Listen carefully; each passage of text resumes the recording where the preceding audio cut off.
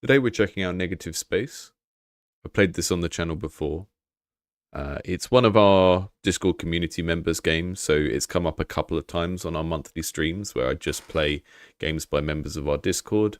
Thank you to everyone in the Discord. It's made up of people who've submitted their games to the channel over the last year for Indies Under the Knife, or people who support this channel financially on Patreon or through YouTube memberships. Really grateful for the people who do that, because you don't make money via AdSense unless you do really common denominator kind of content, and I'm not interested in doing that. So thanks everyone for the support. Every month we do a stream where I play some of the games from the Discord, and this is one of those games where every time I've sat down and played it for 20 or 30 minutes or whatever time we have available for the stream, I've wanted to play it for some more time. So I scheduled a stream this week to just play this game because I wanted to just check it out for a longer period and see how I get on with it. So this is the first time I've played this version, the Steam demo. I was playing it from itch before, I think, but interested to see what you think if you haven't seen this game before. Really like the general creative direction of this as well. It's very reminiscent of some sort of early 90s stuff. Like there was a game called ToeJam and Earl. Festival month begins. I don't know which festival you're talking about, Brainold. Is that a Steam thing or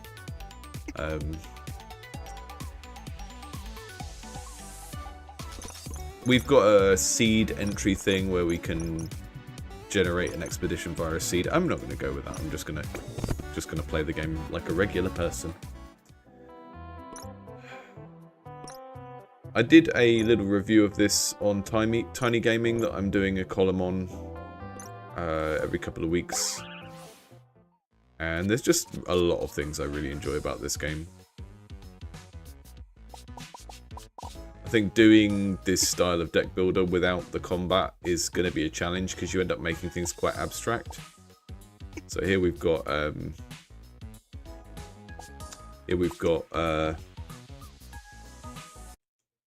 turn those notifications off. Oh, nice. Yeah, I'm kind of out of the loop when it comes to like publishing based stuff, because I'm so focused on seeing people's work in progress games that often I'm not paying attention to stuff that's actually coming out, you know, unless it's from someone that I'm kind of paying attention to within our Discord. Why are my Discord notifications coming up when I'm in streamer mode? That's very strange. Let me just fix that before someone posts nuclear launch codes on there. Just make my logo cover the Steam notifications.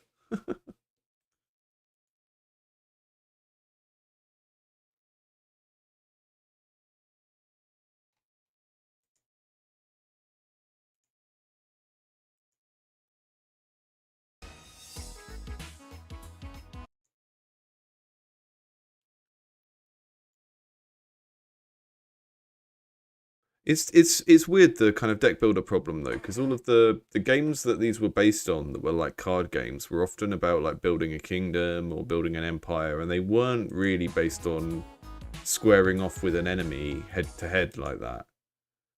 But I think the combat sort of adds a layer of feedback that makes it make sense as a video game. So we've gone forward and then back again. And like games like Dominion, if you've ever played the card game Dominion, it's like every player is building an empire. But because in the video game space, and particularly in indie games, we don't really want to make an always online game that you have to play as a multiplayer game, right? So you've either got to make a game where you're playing against a computer character that has the same stuff as you, or this kind of situation like you get in Slay the Spire, where it's sort of asymmetrical and the thing you're playing against isn't actually another player, you know, it's a different thing.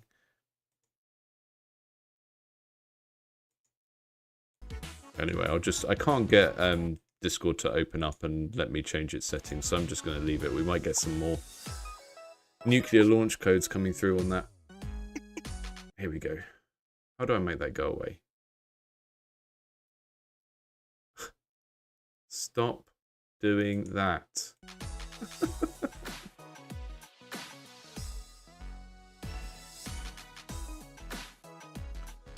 So the way this works is the score in the top of these cards is like the effort or the power of those cards, and the green crew are generally used to overcome these obstacles, and then these technological cards with the yellow back are used to buff the crew. And those are just generally the two types of cards that we get in this game. So you're just constantly kind of making a choice between using the power now or saving it for later. But the way that it all kind of fits together tends to be that you end up like building your deck up within the individual kind of match or situation that you're playing. So that I've got this amount of days remaining, I've got to get this many stars, and days are rounds of play. And so I'm always making this judgment of like looking up here, how many turns have I got left? How many stars have I got to get from completing stuff up here? And then weighing up whether I should try and buff the stuff in my hand or just play it for points. And I find that central moment-to-moment decision like really compelling. And I play so many kind of tactics or strategy-based games on this channel where it doesn't feel like they've nailed that. Like, what is the basic thing I'm deciding between every moment of like piloting my deck or whatever my engine is? Yeah, it does. It feels, yeah, it's a nice middle ground, the aesthetic. It does feel like sort of like Flash games and sort of like, you know, Rocko's Modern Life, a bunch of different 90s Nickelodeon cartoons. Already seeing cards I haven't seen in this before.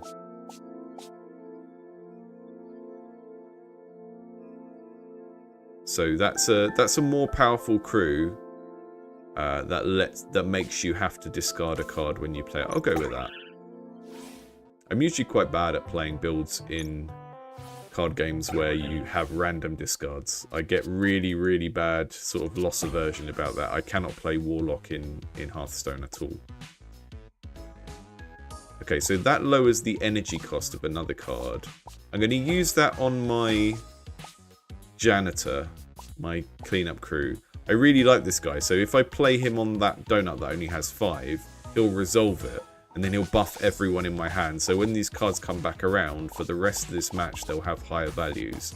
So you can see how it's got this really satisfying engine building of you are doing the engine building you'd normally do of deck building, right, between matches, but you're also doing it within a match, loads of like powering up the cards. And I don't know, I didn't play a lot of Balatro. I bounced off it pretty hard, and maybe this is something from that, but I just couldn't get with how numerical and themeless that game was. I know it's a very beloved game and people love it, but maybe this has got some bits of Balatro in it, but I just haven't played enough Balatro to recognize them. Yeah, we're doing pretty good. We're pretty far ahead here. 9 and a 7. I can resolve one of those by just using 1 energy with that guy. Resolve that one pretty easy. And then we're done. Now, these do get more challenging later on because you start to get planet destinations that have weird effects. And it gets a bit more puzzly. First couple of rounds, you're just playing numbers against numbers. It's effectively a, you know, trick-taking game.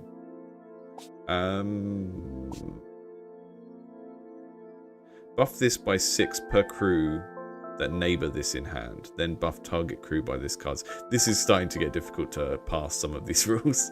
Then buff target crew by this card's effect. So what I want is for this to have a crew each side of it, and then it's going to add its score to the other, to whichever one I select. That's a bit complicated, but I'll see if I can get it to work.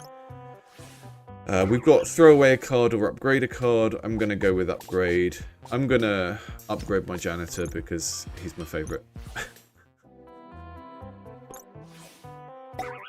So the space station, I haven't really got much further than this. Every time I play it, I kind of play through the beginning bit and I don't get to kind of experience the rest of what the game has. But the idea here is you're trying to beat that 40 on the space station, but it keeps spawning traffic, and you have to resolve the traffic to even be able to target the space station. So this is where you kind of start to get these numerical spatial puzzles come out of the challenge design, I would say. It's not really enemy design. And it's really neat. Okay, so I'm going to use that to buff him because he has this extra cost of having to throw away a card, so I want to increase his value. And then the other thing I need to remember is that this guy has a special ability to refresh all of his energy. Oh, I think... Hang on. I might be able to cheese this. I can cheese it. If I refresh his energy now, I can beat the space station before it summons any traffic. Yeah, I do really like Balatro. I think it's a very, very impressive game. And I think the uneasy feeling of something that is a bit off here, as you said in the chat, is really neat. I think it kind of reminded me of Pony Island, and I think I was probably expecting a game that did some of that stuff, and it is much more of a kind of straight-up game.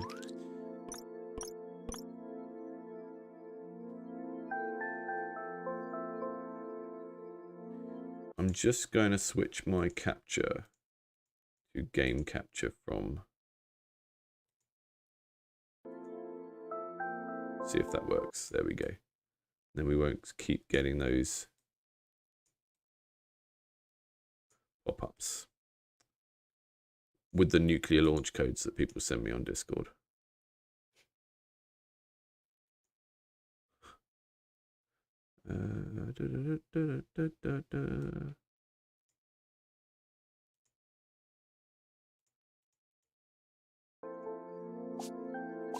That's better.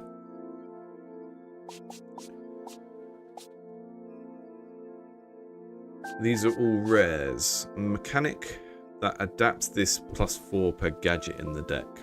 I haven't been collecting gadgets specifically. That allows you to target more than one thing. That's quite cool. I'm going to get that. Hi, Frederick.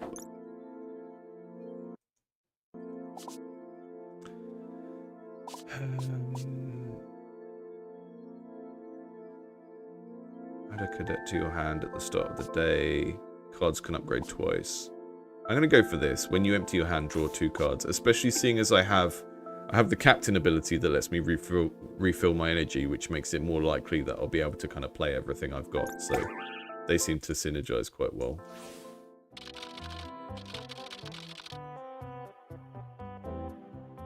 Colossal asteroid field time. Mission, perilous mission. Colossal asteroid field. But if I go the shop route, then I'm not going to be able to do the perilous mission. And I kind of want to be able to do the perilous mission. So I'm going to go this way so that we can trash a card after this first mission.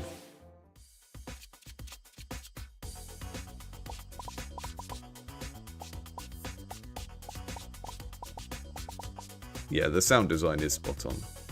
I was watching a video on sound design recently, and the guy was talking about layering sounds so that you have 2 layers of randomness, and you can kind of hear that here, like... There's the swoosh sound, that's like the physical card moving, and then there's the pop sound, and the pop sound has a different pitch each time. That's a really nice layering of sound effects. Right. This is the one that can target a card and its neighbour. I'm going to buff that.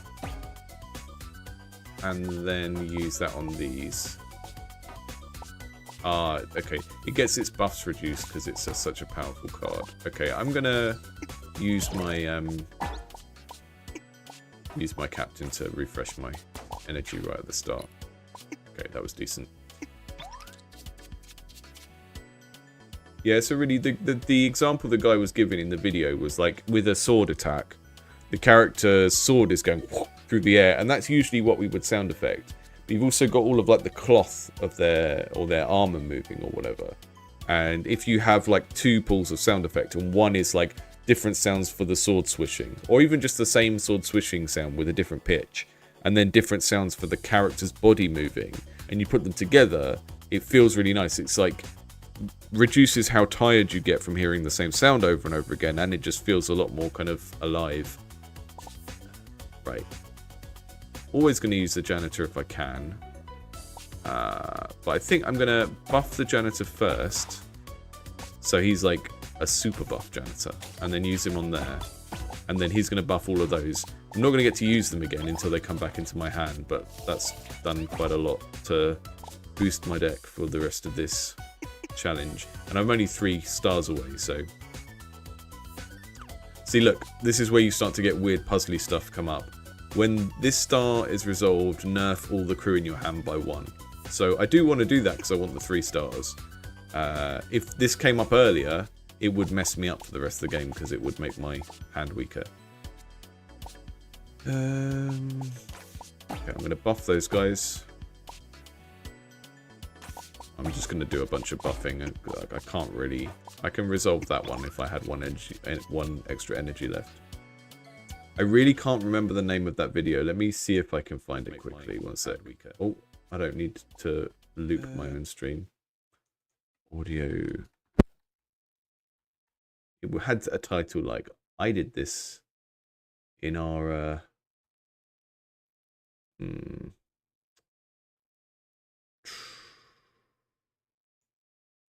The guy's channel is literally all about game audio. I think he does it for a bunch of different games.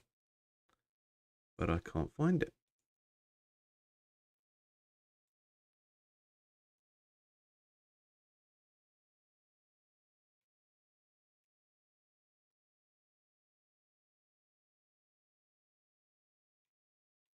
Yeah, sorry. It was like a talking head video where the guy was green screened over the game as he talked through how he did it.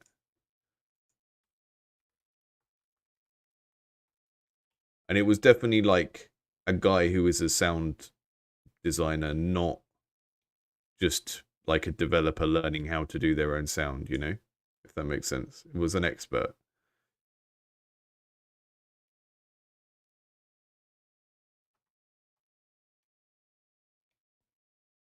But it's not showing up again.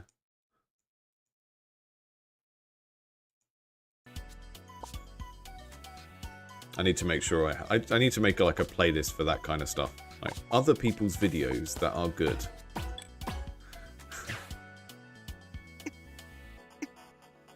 Yeah, exactly. It's a complexity squared thing, right? Because the classic one is just varying the pitch of something by a small amount. Like when it's a jump sound or a gunshot or a footstep, something really repetitive, varying the pitch a little bit. But like varying the pitch and having 2 sets of sounds that you're drawing from is really neat.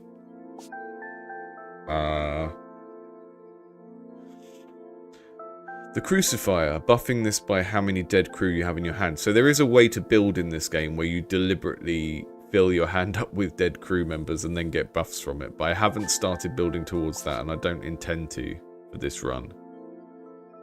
But I am going to be on for like an hour or so today, so I think we're going to get more than one run out of this. Conveyor belt, move target crew until it's in the leftmost position. Buff it for 3 for each card it moves past. That is a really fun use of video game card game mechanics. This is the kind of thing that they've done in Hearthstone for a long time, where it's like your card positions are locked in a way that they're not with physical cards. And in Hearthstone, they've always been like, what can we do with our digital cards that you can't do with real cards? This is an example of one of those sorts of mechanics it's really neat. So I play that on a crew that's on the right side of my hand. They slide across, and the further they slide, the more buffed they get. Really, really cute. Love the link between the theme of the conveyor belt and what it does there. I'm going to immediately upgrade that one. Oh no, I removed it. I forgot I was in the trash chute and not the Starsmith. Oh dear. Bound to happen at some point. Buy a card and then immediately remove it from your own deck. Amazing.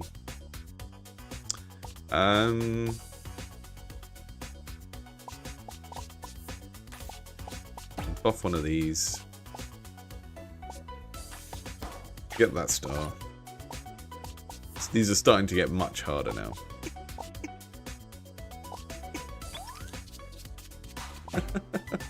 I can't believe I just did that. That was ridiculous. Okay. Can I resolve one of these this turn?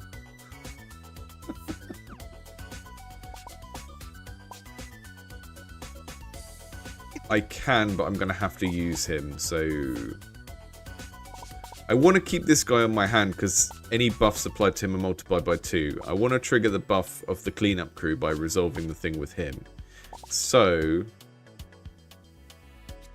this guy gets stronger for having more crew in hand. So I'm going to play him. Then I'm going to use Captain Jack's Overdrive to get my energy back. Then I'm going to use the janitor there and buff everyone else in my hand. Okay.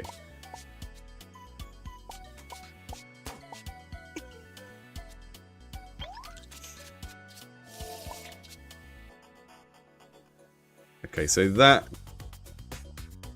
targets the neighbor of the thing it's played on. I'm going to buff that.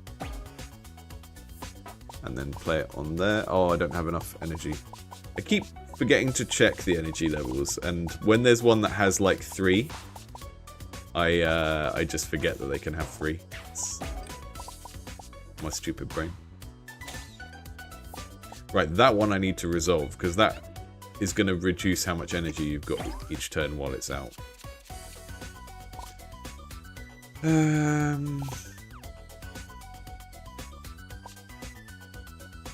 Oh, I can make my janitor cheaper as well. So you've got all of these short-term buffs that you just do for the current mission you're on. And that allows you to kind of develop this strategy of how you play your deck over the course of the run.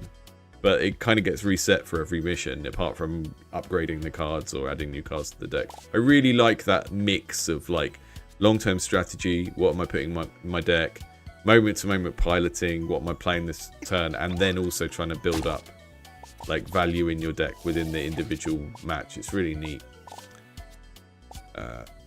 Okay, so this guy is killing crew in my hand.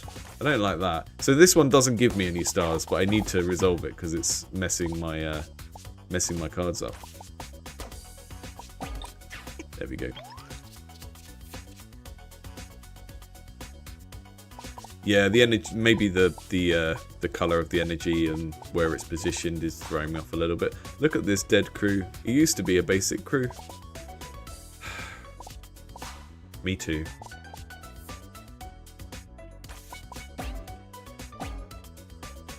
I shouldn't have done that because I only have 2 days left, so I just need to focus on getting the next star. Definitely one of those games where you can kind of miss the fact that you're one step away from winning and you do something overly complicated and you could just like play one card and win the game. Massive crew, party animal. He likes it when I draw cards. That takes all of your buffs off of everyone and puts them on one guy. But it costs 2 energy, so you really need a way of having extra energy because you're going to have to apply that to a 1 energy guy, otherwise you're never going to be able to play it. Although I do have my... Yeah, I'll go with the power vacuum. I do have my captain's ability to restock my energy once. 1 day for all missions. Thank you.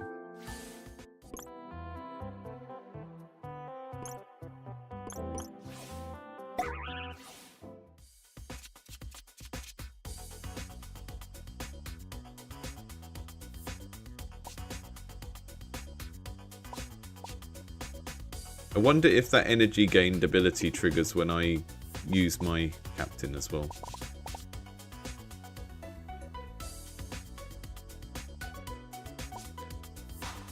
So this is going to summon asteroids at the end of the day.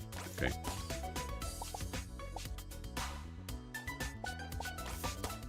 I wish you wouldn't. And the asteroids make me have less energy next turn. So I really need to just...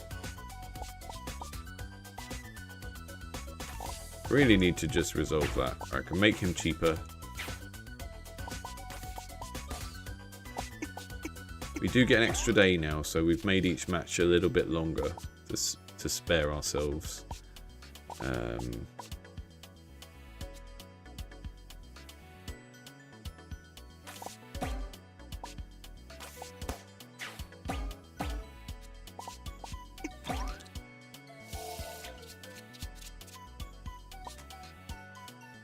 Some of the earlier levels where you know it's going to be easy, it feels like there's less point of upgrading stuff because you're usually better off just going for like a quick win, like going aggro. But with these kind of boss situations, I think maybe you're better off using up more of your days upgrading everything. Because you're going to get through your deck a bit. When they're designed to be harder, you're going to use up more days, you're going to get through your deck a few more times.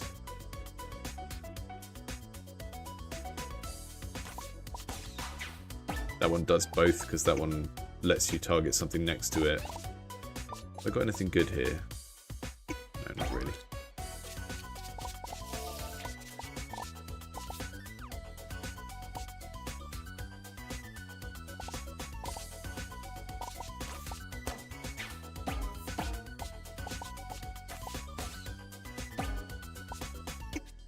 Big head crew.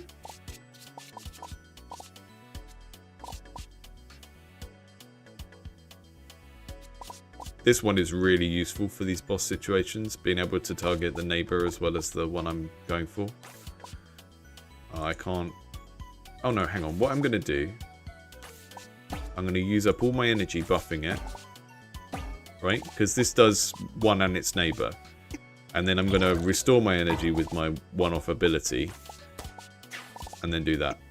Excellent. Gonna win next round. Boom. Did it. It's really nice when you find a little trick like that. It feels like this is balanced not towards like being punishingly difficult, but creating these situations where it's like degrees of success. You're probably gonna be alright, but if you beat it really early, you're gonna get kind of more coins or whatever.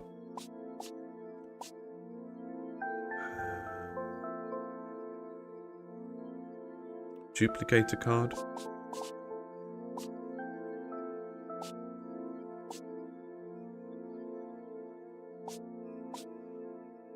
Let's go for a mechanic, and then we're going to start collecting gadgets. So we're going to get this guy as our next crewmate, and then for the rest of the run we're going to just collect as many gadgets as we can, and not put them in the bin like I did with my lovely conveyor belt, like a fool.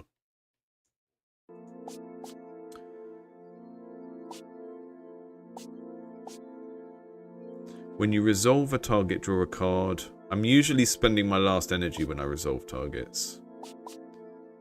And that gives you a 10% chance to draw a card every card you play. I feel like that's going to trigger more often than the pen, at least with the current build I've got. So I'm going to go for that.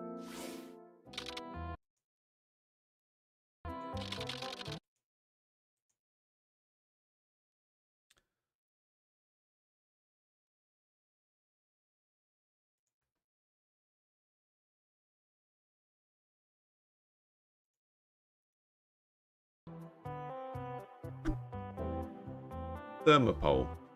Completely frozen off and seemingly barren, shards of ice threaten to destroy orbiting planets or adventurers. Oh, we've got a different colour background now. It's doing a really good job of like giving you variation even with this very limited palette of colours, which I think is neat.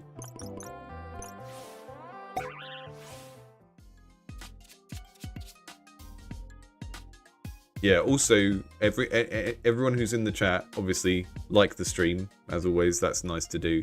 But I think the wishlist link is in the chat description. So if you are liking the look of this, do go and give it a wishlist. It will help the developer. Right, we can make something cheaper to play. I'm going to use that on my janitor because that seems to generally be a good call. And I'm going to buff him. And then I'm going to use him to resolve that little planet. And that's going to buff my other card for later on. Yeah, really nice sort of building combo chain type things. I just find that really satisfying. I'm going to upgrade this one. I'm going to use this little guy. And then I'm going to refresh. What does this mean? Only the leftmost card in hand can target this. And that says only crew with 15 or less effort can target this. Interesting. Starting to get some really tricksy restrictions on these things.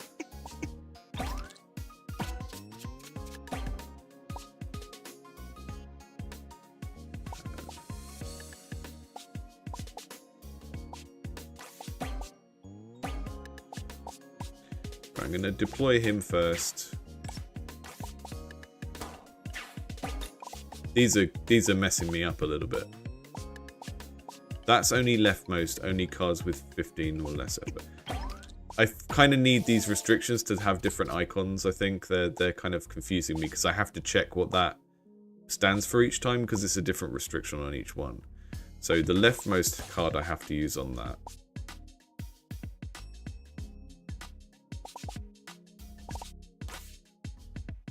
Or maybe I just ignore them and go for the stars from the other cards. Maybe that's the approach here. I don't know.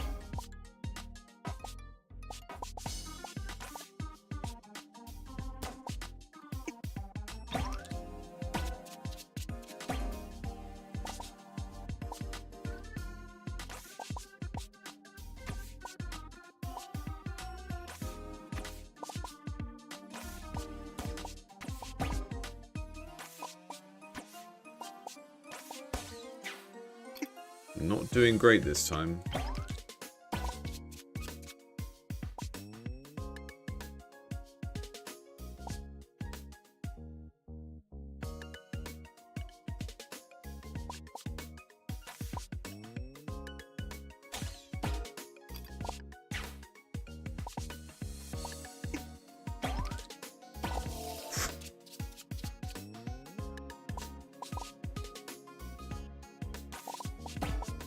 Okay. Did we do it? Oh, wow. Okay. That had a lot of stars on it. I don't know how I did that. I think maybe I resolved the first and second at the same time. I'm not sure what happened there, but I'm glad because I thought I was doomed on that one. Okay, booster, drawing cards. That sounds fun.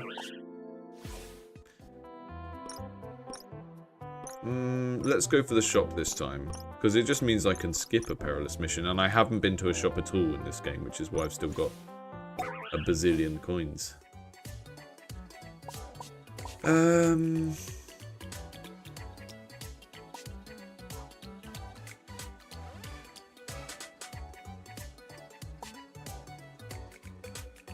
can get a thing that buffs my crew every time I play 3 cards.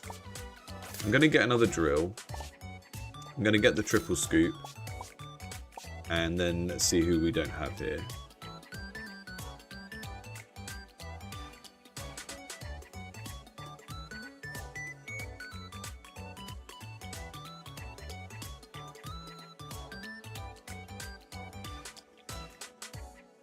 If target is overexerted by 2 times, multiply this card's effort by 2. Overexert, exert effort above a target's goal by a given factor. But if you've already overexerted, that means you've already beaten it. So why would we need to double the effort if we've already beaten it? How does that work? I'm not going to use the strong crew because he's confusing me. I'm going to go for the recruiter that gives you cadets. And part of the reason for that is because if we're going to try and collect loads of technology, we're going to weight our deck towards having the yellow tech cards and not having as many crew in. So having a crew that helps you spawn other crew is going to help make up for that, I think.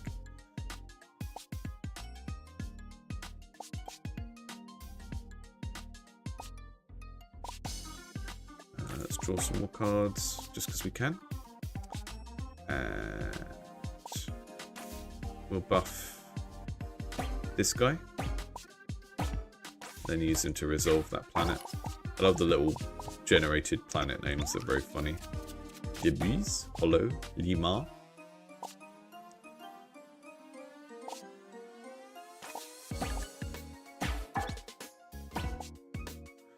Janitor's back out. Gotta use him.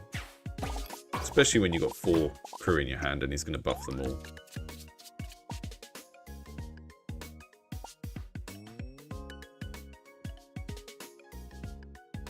So when you deploy him, you basically get a clone of him. But the cadet costs less to play, I think. So I'm going to use this to buff him. I'm going to play one of my 1 costs. And then I'm going to Oh, I thought I would get the cadet in my hand, but it says add it to your deck, not to your hand. Okay, so I should have copied him somewhere. I'm not sure if the cadets are 1 energy or if they're 0. They'll come up soon, though. I'm going to draw some more cards so we've got another chance of getting another crew before playing the janitor and buffing them. So we got 1 more crew out of that. Although, I should have taken care of this, really. Because we're buffing one of those guys and now they're going to die from the space squid. Oh dear. Let's try and take that out. So with a 15 and an 8 I'll do it. I won't overthink it this time. I'll just get rid of the threat.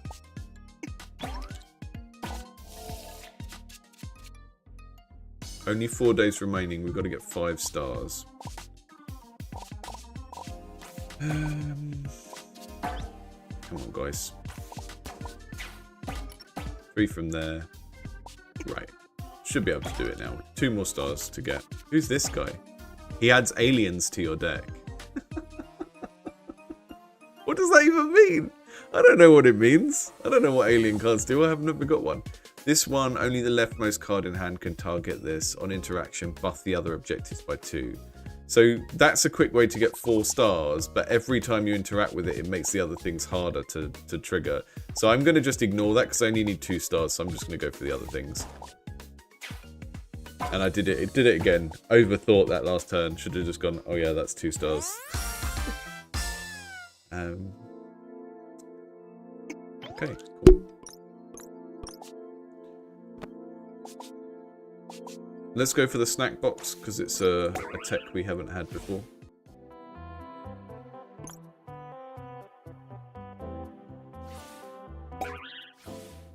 Go to the actual upgrade instead of the bin this time. What should we upgrade? That draws 3 cards now. That seems like pretty good value. Yeah, I'm going to do that.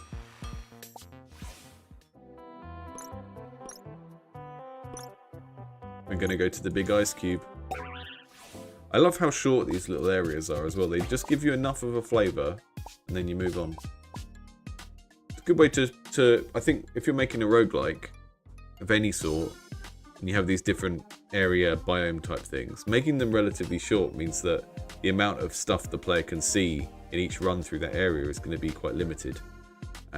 And the chance of seeing each individual thing is low, and that's an interesting thing to play around with in terms of the replay value. Okay. Make the janitor cheaper. If I can do that on the first round, I'm always going to do it, because he's really powerful, but he costs quite a bit, and then I can use him to resolve that. Ah, these make your cards cheaper to play when you resolve them, these dying stars. That's interesting. And then the big ice cube, thermopole.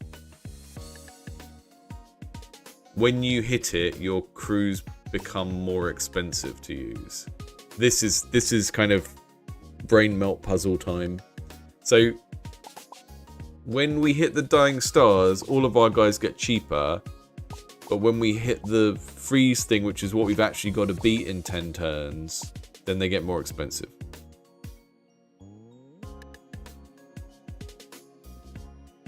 And at the end of the day, they get more expensive. Interesting. So I'm going to play that on that. He's making everything...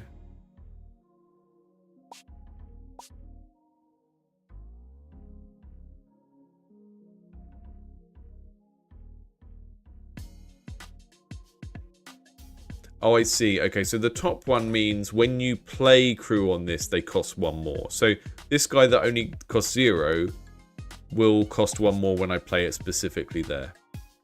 That's how that works. So if I tried to play him on there, it will say you can't afford to do that. Oh no, it didn't. Something weird is going on there, and I don't know if it's a bug. Or if I just don't understand the mechanic. I got an alien. He snuck aboard on the last mission. A pesky alien.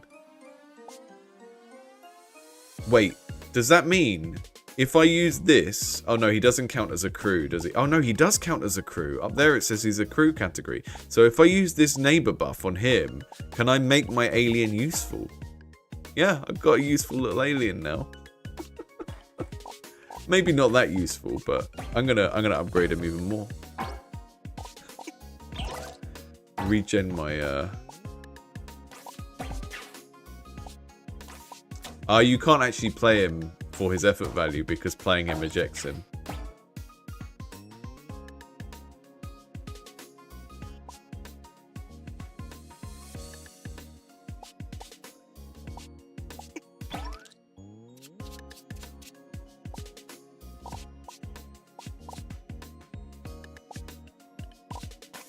What's a random snack?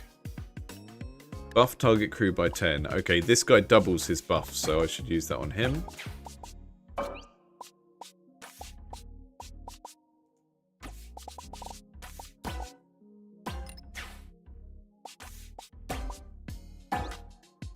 Yeah, I think the trick is really just trying to use the biggest possible thing on the boss and not interact with the boss unless you're playing something with a high value against it. So when I've buffed something up to like 20 or 30, then it's worth playing on there, and anything else it should be played on somewhere else, I think. I think that's kind of generally the approach here.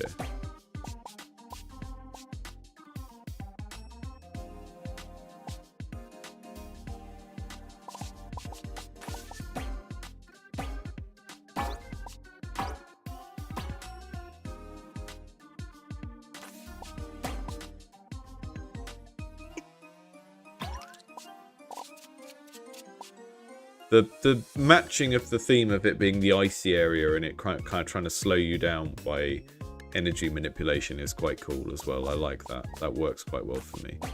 Let's get a new snack. Next card played costs 0 energy. Okay. Well, we'll use that 14 there. And then the janitor. That will buff these and that will make them more worth playing on there. And we can do it in one. Cool. Oh, yeah, I wasn't totally sure what was happening there with the Ice Planet's ability. But I don't care, because I won. If I don't understand the game and I lose, I'm going to be upset. If I don't understand the game and I still win, well, it could be a problem over time, but... the Crew University. Buff every basic crew in your hand. Draw. Yep. Stop trying to make me learn the overexerted mechanic. I'm not going to learn the overexerted mechanic.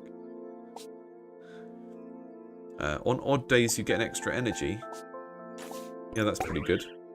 Every other turn, extra energy. The poison gas giant, Menexis, completely uninhabitable and corrosive. So green.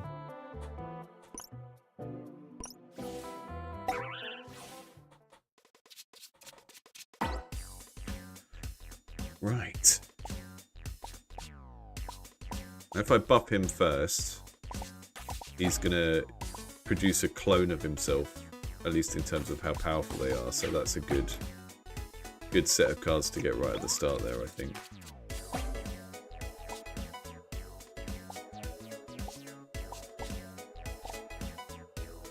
Right, that gives us an extra energy tomorrow if it resolves its objective.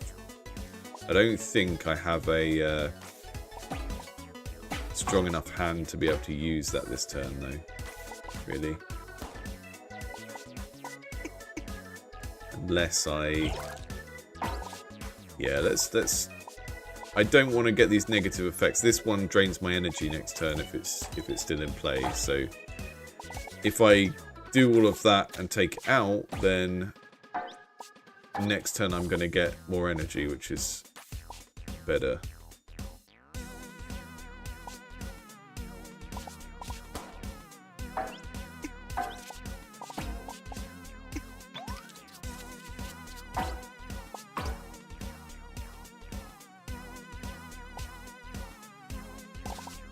All of this energy. Buffs on this card are multiplied by 2. Play the buff on that one.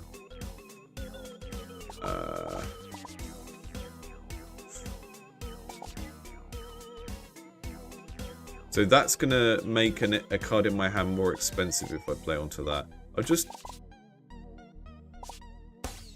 take out the one that doesn't have any complicated rules first.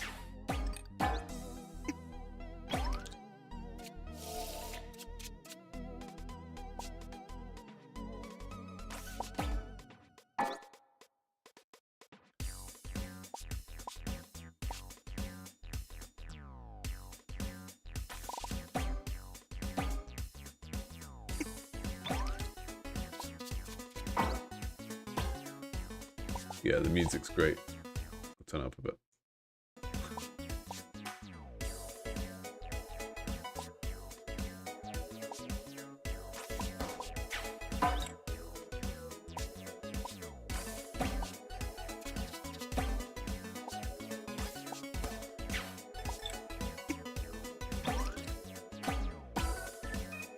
Sometimes it's really interesting trying to judge whether you should be trying to do something clever or just play the simplest thing for the most points, you know. That's a cadet. Okay, so cadets don't cost anything. That's good. So you use them once and then they're gone.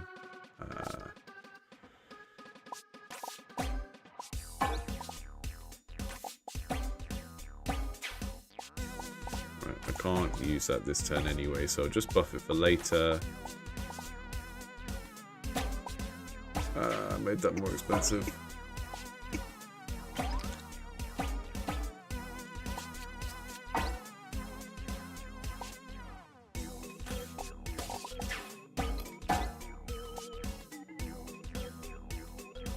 Right, that's going to give me extra energy tomorrow if it resolves its objective, so I'll use it to take out the little planet.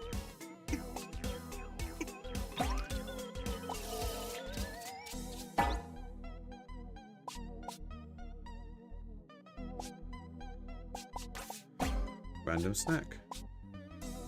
Next card played costs 0 energy. I'm going to buff that guy who costs 2 energy, then use the snack. Wow, but 71.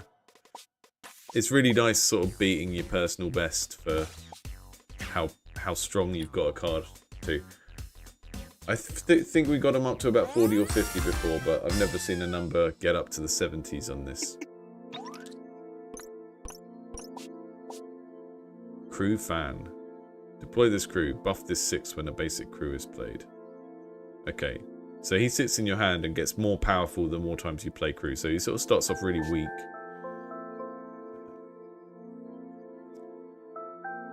If you use this guy earlier on and then he draws more... I kind of like the draw ability there. So you use him, and if he doesn't resolve his objective, you draw an extra card.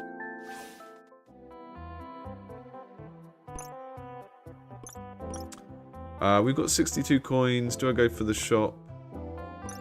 Yeah, let's go for the shop because there's another Starsmith around this route. So we'll go shop, Perilous Mission, Starsmith.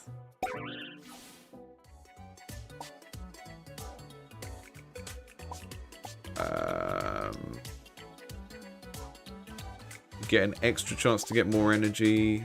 On even days, an extra energy. So I've already got a thing that's giving me an extra energy on odd days. Do we want to double that? Maybe I just lean a bit more into the buying all the tech thing. Quarantine a crew, exert 20 effort randomly. That's shooting a crew member out of a cannon. That's very funny. I've already got a crew university. This gives you energy if you resolve the target.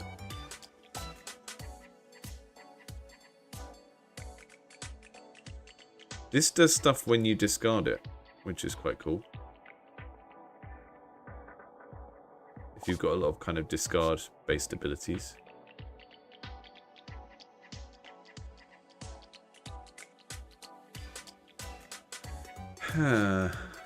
Okay, I'm going to keep it simple. I'm just going to get another crew university. Yeah, probably should have gone for the other energy boost. It feels like a very generically good thing to have more of. Hey Captain, come in. Can you hear me okay? Oh, there's a scary skeleton behind me here. We got a reading of a strong anomaly at your current location. Anomalies appear in perilous missions and will make your journey even tougher. I added a new readout to your HUD to help you adjust course accordingly. It's down there by your captain portrait. Gather your wits and focus, you'll make it through this. Planet effort requirements increased by 1.5%. Okay. I'm guessing that's what the number displayed here is, because it's going to be very confusing otherwise. Right, these guys get their buffs doubled. You can also make them cheaper. That might be worth doing at the start here. One of those. Refill my energy. Oh no, that's the one with the smaller buff. Oh well. This is the one that targets 2 things at once. So I'll use that there. Use him there. What I should really be doing on some of these is aiming to get them all down to a low amount of health or whatever you want to call it, so that the ones that trigger on resolving can then take them out easily. Okay. Multiple target effort by 2.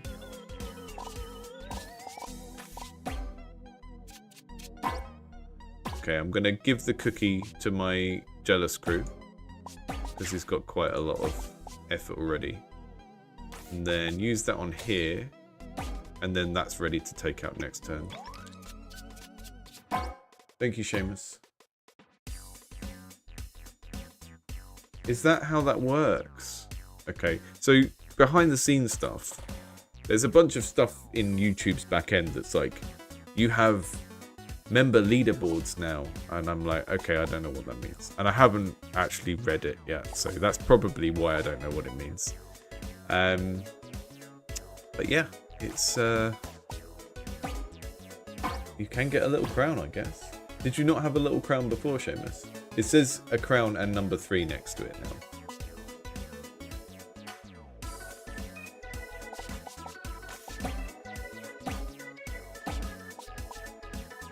Right, I'm gonna blow that up because that's gonna nerf my crew.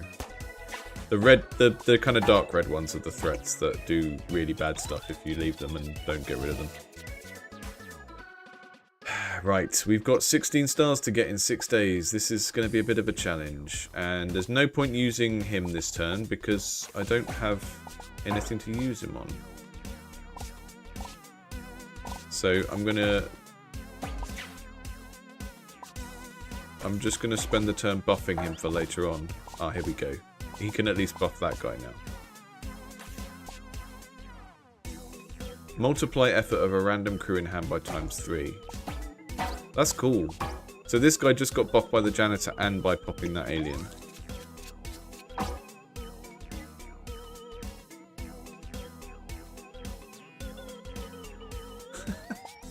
Trying to work out the weird gamified system behind YouTube chats.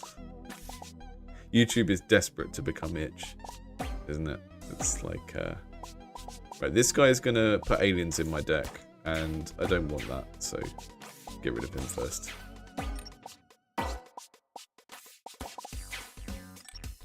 See you later, Bruce. Thanks for popping in.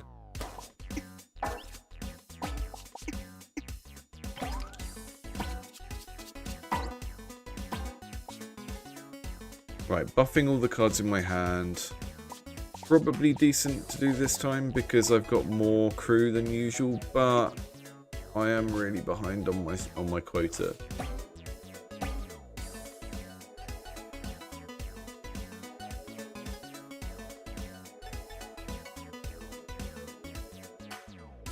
That's a very strange system. That seems like it's just designed to make you spam.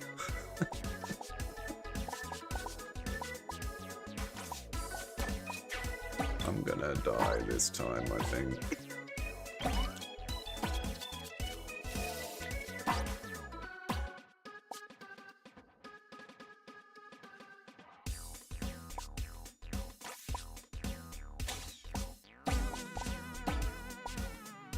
So these need cards under 25. They're really difficult, those ones where you have to have a lower number to target them. That's a really annoying little twist, because you spend so much of the game focusing on making everyone have a really big number, and then those guys are like, nope. Nope, low number, please.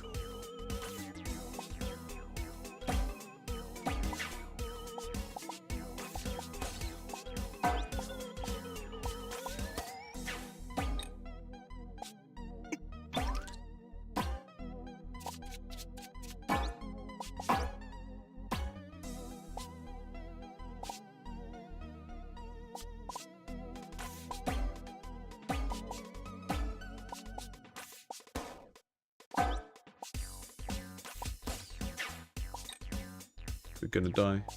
It's the last day. There's this little vignette around the edge telling us that we're gonna die.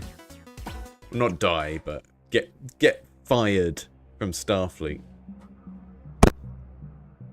You're fired. You didn't do the space stuff quick enough, you big loser. We're gonna leave you out here.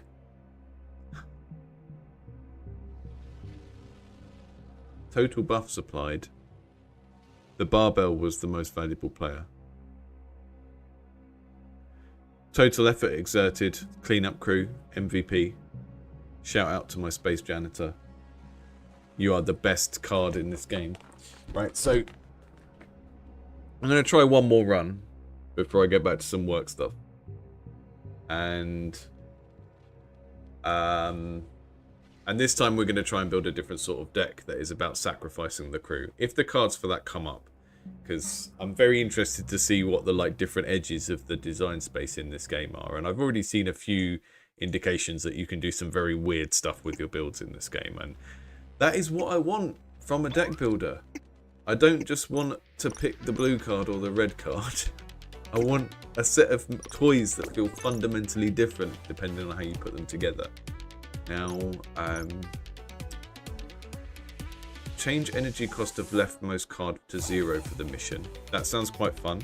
So you can get a really powerful card that's 3 energy, and if it's in the left hand side of your card, you can use her to make it free for that whole mission. That's really fun. Discard hand and draw as many cards and make them cheaper. That's kind of fun too.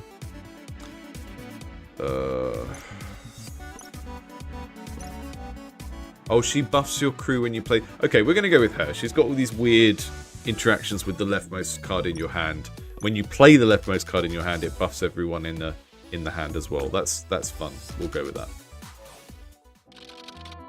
Shameless is indicating that I should become a political grifting channel. I think that's what I'm getting reading between the lines there.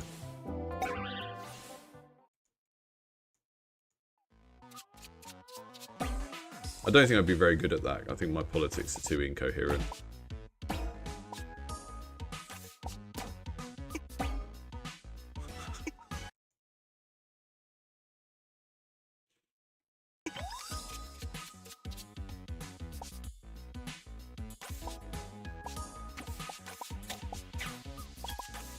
Just focus on popping the small numbers.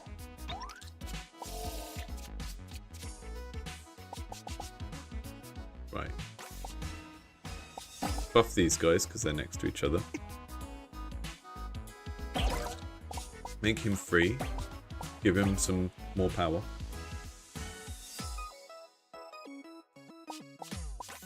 Yeah, you got a grift. Hey, the entire internet runs on donations and volunteerism now, so it's not so much are you gonna grift, just what kind of grift is it gonna be. I'm out here grifting, but I don't feel bad about it because my alternative is go back to working in free-to-play games and trying to work out how to get people addicted to gachas. And I feel like what I do here is generally more of a net benefit to the world than getting people addicted to gachas in mobile phone games. I know that's not a very good point of reference, but that is the most well-paying job I've had, is doing that. So it's like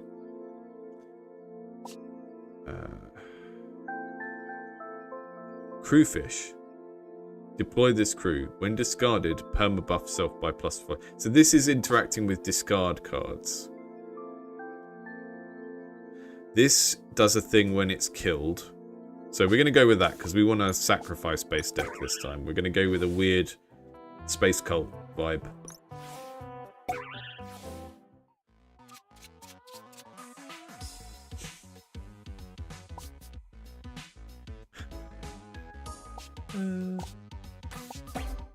Buff him. Use him to take out the harder planet so he buffs the little guy.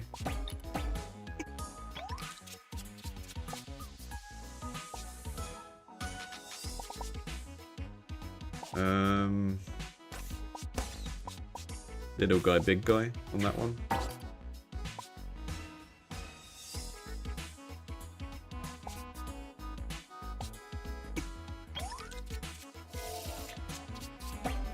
I wonder if these... So these are the scissors that she starts off with as one of her abilities. I wonder if you can get these as another character. Such a good way to build character profiles is just like, there are some relics you can get in the game, and if you're this character, you start with this one, you know? That's sort of how the character builds in Vampire Survivors work as well.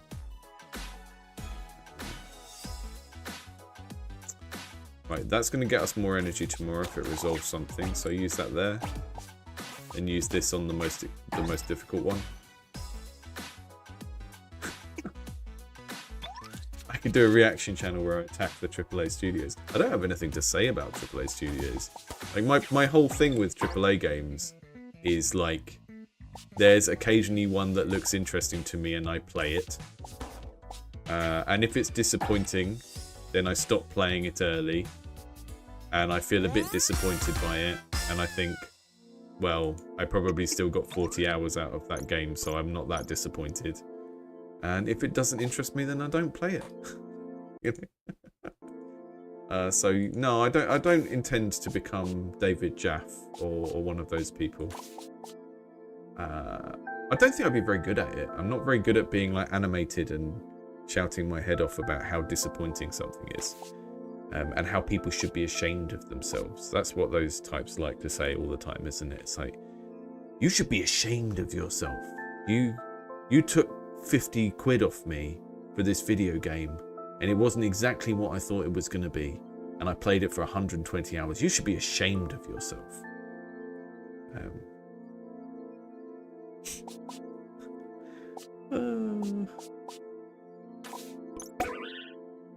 I'd have to play enough AAA games to develop an opinion about them. And the problem is, I'm such a interested in every type of game design that even if I hate a game, I can usually find something nice to say about it as well. Right, we're going to upgrade our willing sacrifices. Because they are the cornerstone of our crew. We haven't got any way to sacrifice them yet, though.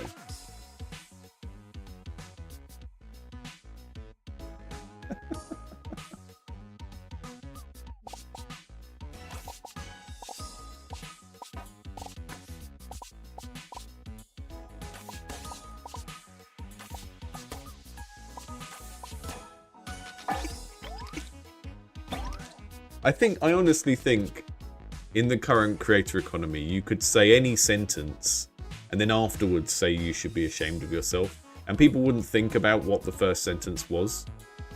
As long as you've got that emotive language of like, they should be ashamed. You know, the first sentence can be completely incoherent or just not actually lead into the idea that people should be ashamed. You know, like, you know, Oblivion Remastered isn't a completely different game. It's just the same game with new graphics. They should be ashamed. And then it's like you just latch onto the emotion in the second part of the sentence. You don't realise that the first part of the sentence didn't make sense because that's just what a remastered game is anyway. Yeah, I think I can kind of crack the code of how to do this, but I don't want to do it because I'm not one of those guys.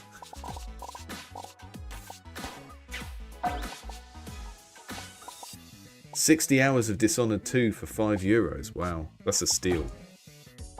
I love those games. I feel like Arcane make perfectly shaped and sized games.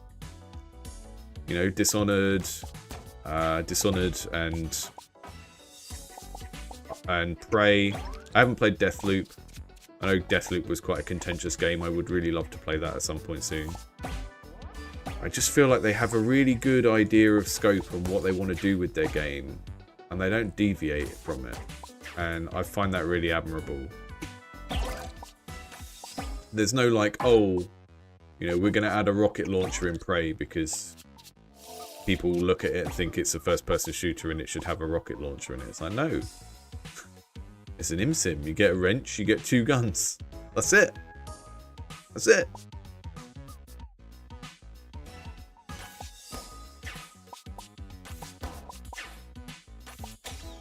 I remember seeing someone on Twitter or Blue Sky, I think it was Blue Sky because it was quite recently, just arguing that the way you tell if a game is an ImSim is you get a wrench. That's it. It's an immersive sim if you've got a wrench. Suspicious Crew. It gets more powerful the more cards you've drawn. That's the one that targets its neighbour, which is quite cool but quite expensive. The Colossal Crew is really strong, costs a lot, but costs less each time you use it. I'm going to go with the Colossal Crew. I feel like that fits in with my let's murder all my crew and see what happens logic of this run. Yeah, if you put a wrench in your soccer band game, then that immediately turns it into an ImSim. After playing 10 cards, the next card costs 0 energy. I like that, but I feel like I'm going to forget about that mechanic. And one of my ways I kind of select power-ups in games is if I know I'm going to need to remember something, then I don't do it because I'm going to forget and waste it and use it on a card that only costs 1 or whatever. On the end of a day, unused energy is added to the next day. Yeah, let's go with that. That's kind of cool.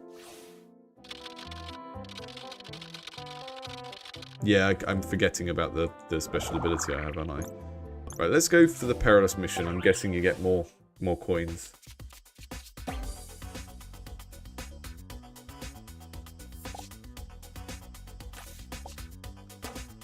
Boof him first.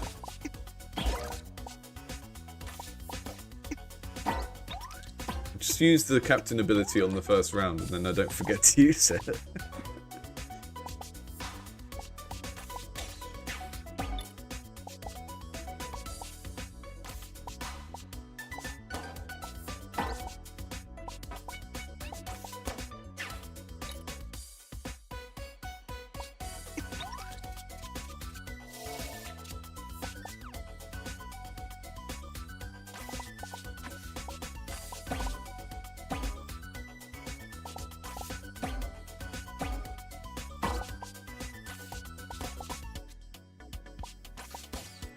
This one is going to nerf my crew.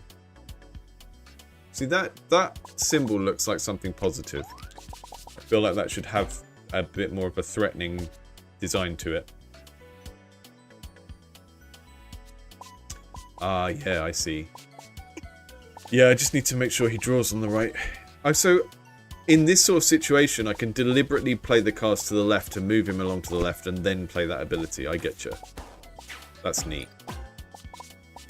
I can't do it this turn, but at least now I have it in my brain for later on. Hopefully we're gonna pull that off. What's so good about these games? So you have a strategic plan of what you want to be able to do using your cards in certain ways, but you still always have to look for the opportunity to do it, and that makes you kind of keeps you on your toes the whole time.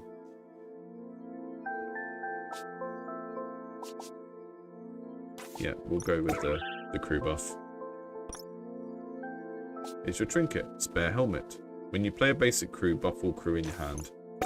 Okay.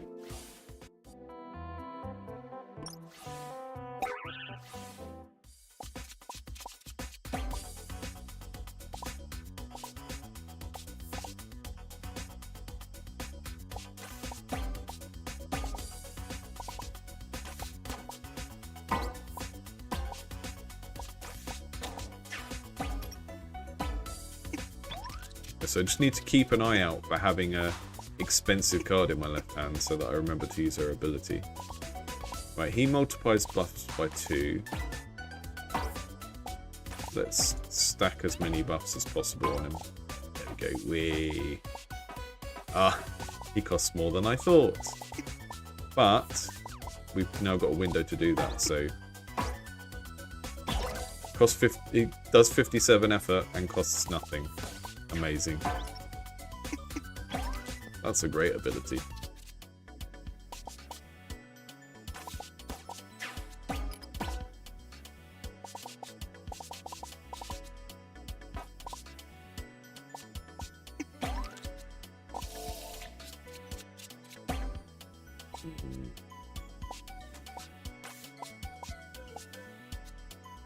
That's going to draw cards. I would go for the stars. We've only got 3 turns left. Okay. Deploy him on the big one. I can't see a better use of my turn, but I've only got 2 energy, so I can't do that. Oh my... Okay, so I can at least take that one out. That's not too bad.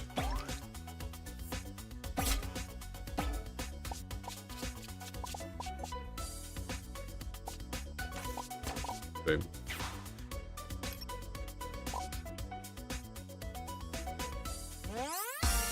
So you can see how you could have a card that is buffs to this a permanent or something, and it would become totally broken because the amount that you buff a character within a single mission is huge sometimes. But it can be quite fun as well.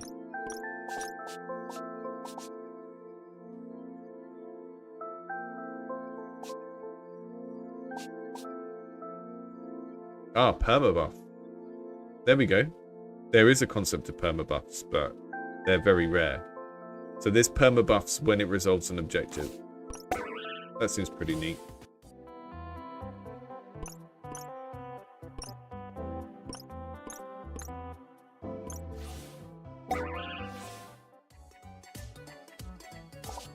Right.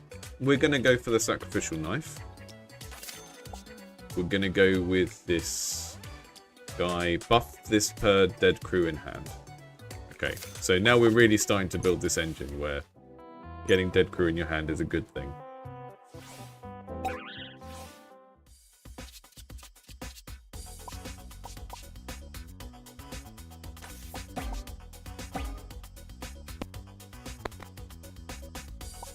Yeah, having the coin economy interact with the cards could be quite interesting. That is totally based on how quickly you finish the mission at the moment, isn't it?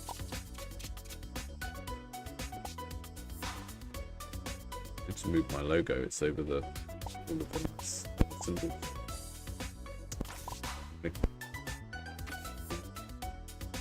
Not sure if I want to kill any of these through.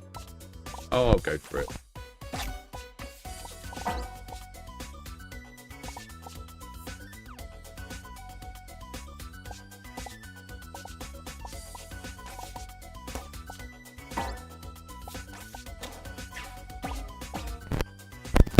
The asteroids are going to nerf me every time they come, so... But this doesn't have much health either. Right, so this time, we're going to use him to get him out of the way, move the big crew member over to the left-hand side, make the big crew member free. Amazing. Play him on that. I don't mind getting my hand nerfed, because I think...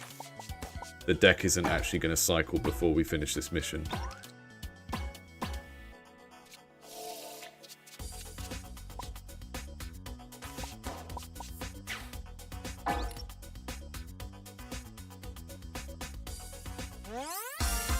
Nice. Nice. Haven't actually had a chance to trigger this crew sacrificing thing very often. If target is overexerted by 2, plus 2 energy. If it's overexerted by 3, buff all crew in hand. Okay, we'll use one of these guys this time, because he costs quite a lot, but we can use the, it gives us another chance to use the cost reduction ability. And maybe we want cadets in our hand. Can we turn cadets into dead crew? Is that a thing? I'm going to assume we can and go with that. Sorry about the cable thing. Yeah, I'm not sure what's going on there. I need a new mic, really, but just working with what I've got at the moment. It might be like... I have a lot of compressors and stuff on it to make it sound anything like a standard mic, so sometimes that makes things worse if there's like a slight hum and it's got like a bunch of stuff over it making it buzz. It's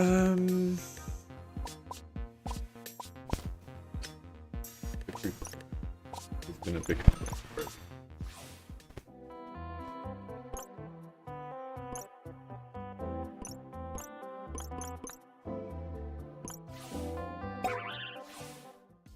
A lot of perilous missions this time.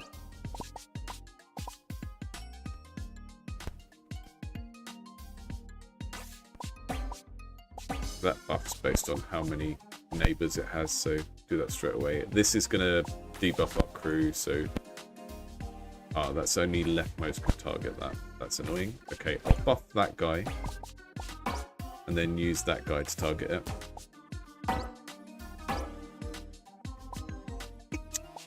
I could make that, but it's only... I could make that cheaper, but it's not helping me as much as using it on an expensive guy. Right.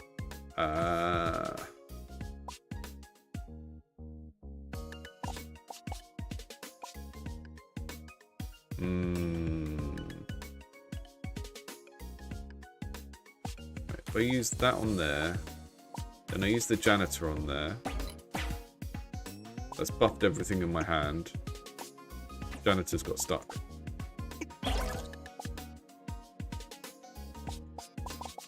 I've got some kind of bug. Not sure what happened there.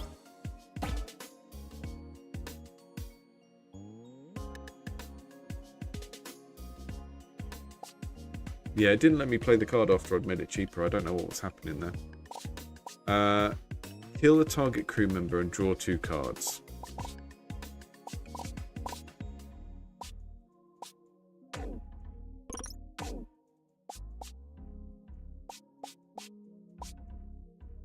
I think I've got a bug. I'm going to report a bug.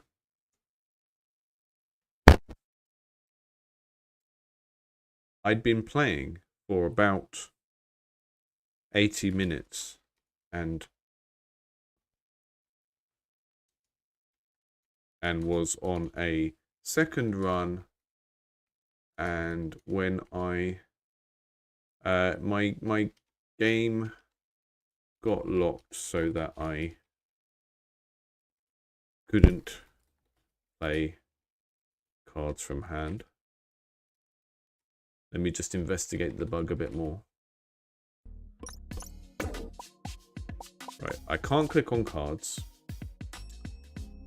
We might as well do something useful with this bug. I can't click on cards. I can end the day.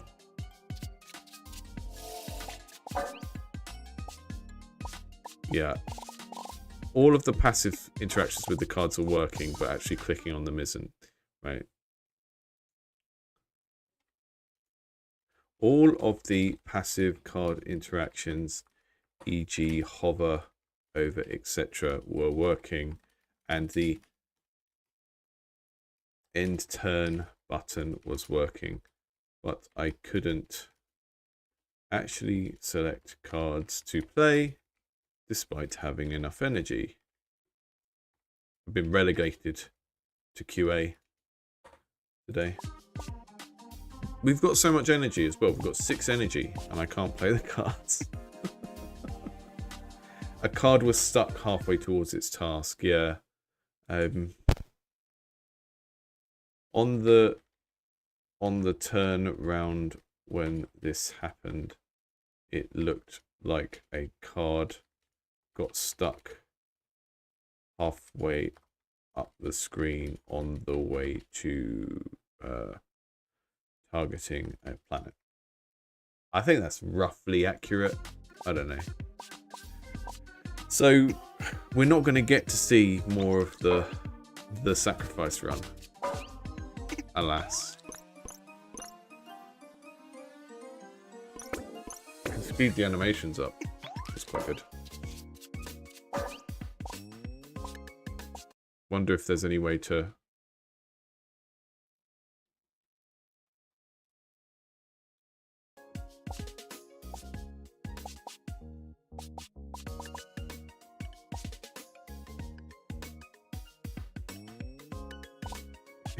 If I keep spamming this, my XP will go up.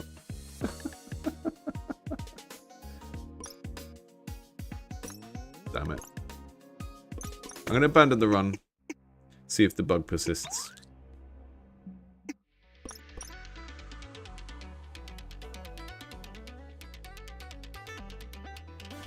You got some books including John Locke and the Lord of the Rings trilogy. I've never read John Locke. I only know John Locke as a character from Lost.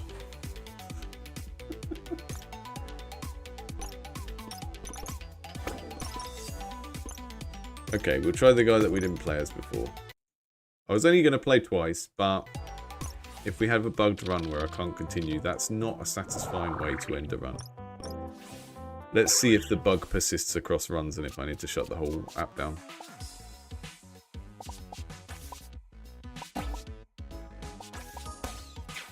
We can play cards. That's pretty good. I need to submit the bug report before I forget, though.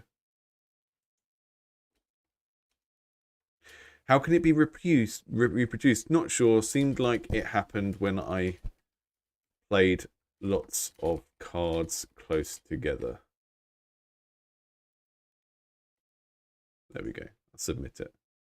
That's a good bug report card, though. It only had 2 things to fill out. The puzzle lecture was so good. Do you have the link for the chat in case there's anyone here who's not in the Discord?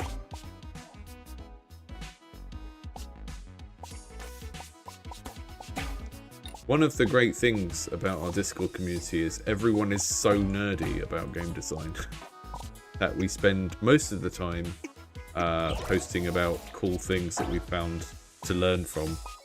Rather than just our own projects. It's good when we post about our own projects. That's great.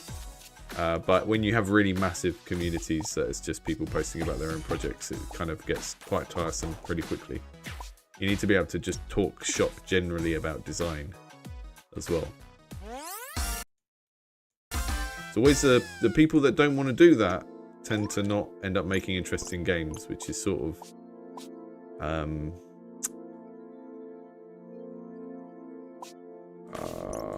the idea behind the book that I've started writing as well, which is about developing your own design philosophy as a designer. Been thinking for a while about what I would write, because it makes natural sense if you're like a presence on the internet talking about a subject to eventually make a book about the subject, right? To help people in some way in a slightly more engaged long form way than videos. But I didn't want to write a design theory book because I'm sort of the opinion that games are just too expansive for there to be much helpful design advice that covers every type of game. And so I thought about what problems people actually have that apply to pretty much every type of game or every type of game designer. And I came around to this question of creative philosophy and like, you know, having a creative philosophy can help you answer those really top level questions like what should I make and is the game I'm making worth my time, all of those kind of things. So I think I'm going to be just writing about those kind of topics for the next couple of months and just seeing where it takes me.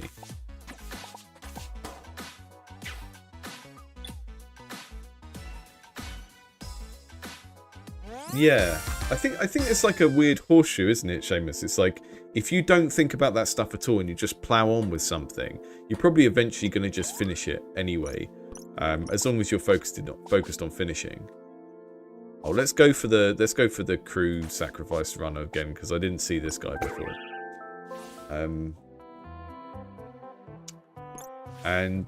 Yeah, I think if you're just really stubborn, you're going to finish something anyway, and it might just accidentally be good, and that's a good outcome. If you're kind of trying to deliberately have a good outcome, then I think having a particular thing that you're aiming for in like what you want to do by making a game in the first place can be really helpful. Like I was talking with Tom when we did the podcast about the Spelunky book. We were talking about how sometimes starting off in a genre that you don't like, or a genre that you personally have problems with, can be an interesting design challenge, because you set yourself a really, not easy, but clear design goal of what would I need to do to make this into a game I like, right? So you can sort of say, okay, I don't like games with JRPG combat, where it's just you take turns picking an ability and a target. I don't like that. So what would a game of that sort need in order for me to like it? Well, maybe it needs like positionality, like Darkest Dungeon, or it needs a different mini game for each character, which is what that Claire Obscura does, doesn't it? It's like each character has a different way that they do anything. That can be really, really fruitful, because it makes the whole thing more interesting for you, because you feel like you're trying to solve a problem, and in doing so you end up making something that is interesting to other people because it has a uniqueness about it. Yeah, those kind of things, to like that, the kind of approach of like, what am I making and why am I making it type stuff.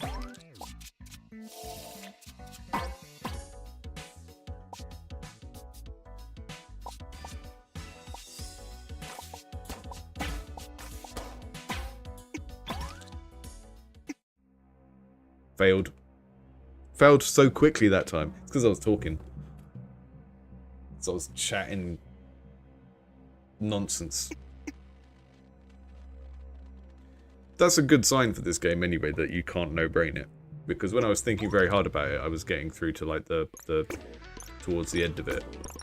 And as soon as I wasn't focusing, I started losing. What would be the things you dislike, Frederick, in terms of like genres of game? I think you have to like the thing a little bit. I think you know, with the Spelunky example, it's that like platformers require you to do the same repetitive levels over and over again. How can I solve that? You know, and he liked roguelikes. He liked the idea of roguelikes, but didn't like certain things about those grid-based roguelikes. So when you're putting the genres together, it's like, what am I trying to achieve by mixing these genres together? Which is another design problem that people often have. They just put two things together, and it's like the design source isn't in the two things you put together. It's how they go together when you put them together, right? It's the same with like mixing musical genres. If you make a band and you say, I'm going to mix heavy metal and reggae, it's like, okay, fine, do that if you must.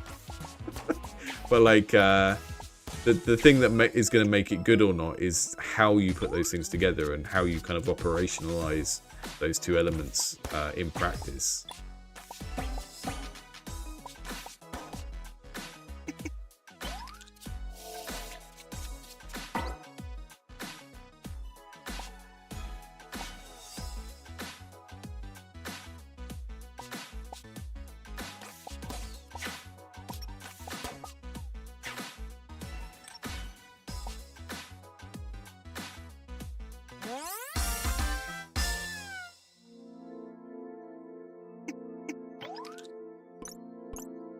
Also, I think if you're thinking about design from a problem-oriented approach, like trying to make something better, that problem can also just be something like, I don't know, this type of game doesn't exist at the moment, right? If you take tower defense games, they became popular again when people started making them in the Warcraft 3 level editor. But they had existed before, right? So you get genres of games that kind of come and go, and if you just make the new version of something that hasn't been around for 10 years, it's going to be new to a bunch of new people who haven't had the chance to access that type of game before, you know? Like, I mean, Match 3 games were like that, I think. I can always remember they existed in the 90s, but them kind of becoming big again as mobile casual games thing, that was like a thing that happened. They weren't like continuously around. And yeah, like you can take any sort of game that just hasn't been around for a little while, or there hasn't been a popular one, and make a version of it that introduces it to new people. You know, that's kind of what what's it called? Wargroove was. It's pretty much a straight up clone of Advance Wars.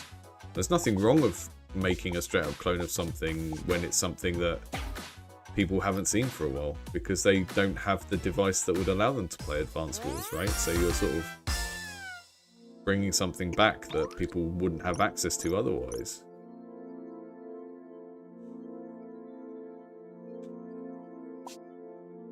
You never heard reggae metal, I think. You're in for a treat, I think. Let me just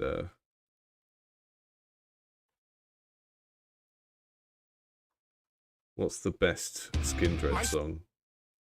I think Nobody is the best Skindred song. I mean, it's more ragga than reggae, but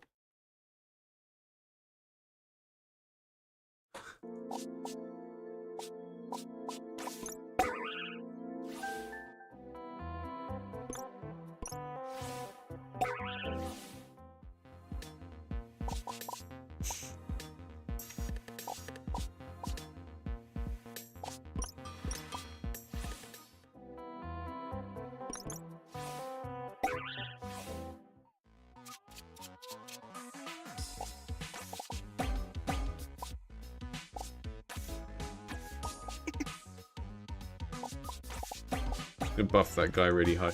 This space station, it always seems like the best thing to do is just hit it with as much as you can in the first round,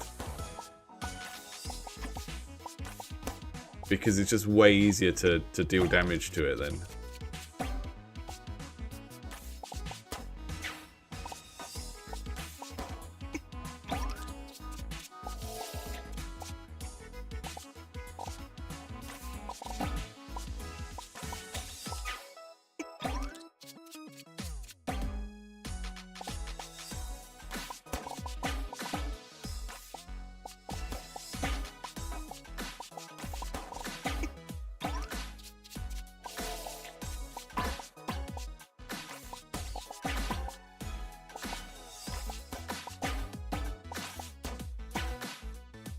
Frederick, are you talking about the music in the game or the Skindred video I shared?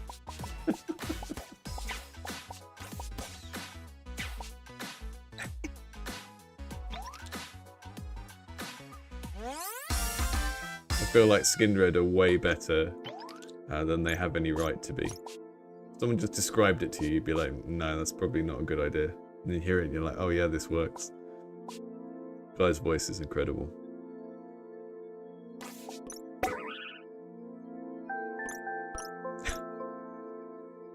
I'm going to start another channel where I just watch obscure, really obscure new metal bands from the early 2000s.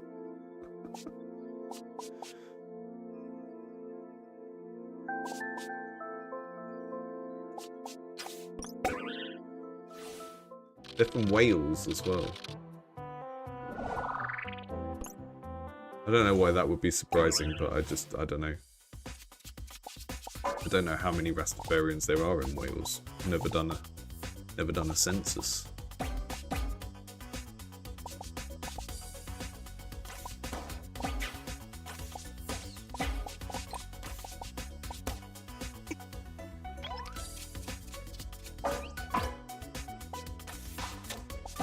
What does this parasite do?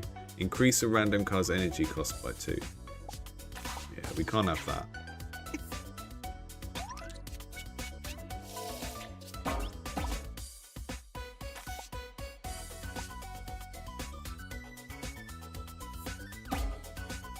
Nice. Those aliens are really good. The golden aliens always do some really cool thing when you resolve them. They like give you a kind of short-term power-up that's usually really, really overpowered. It's Angelos. Angelos.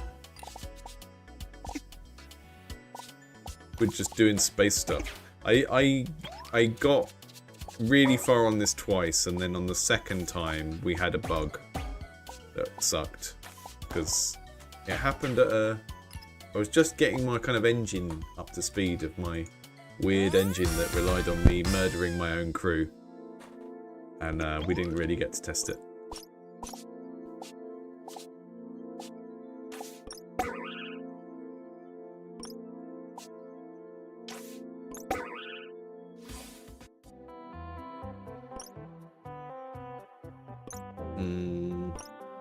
Let's go for the shot.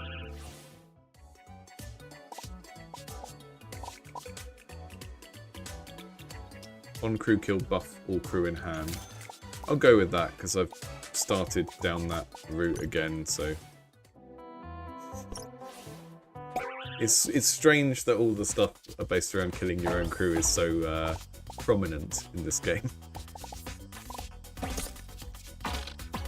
There we go. Nice.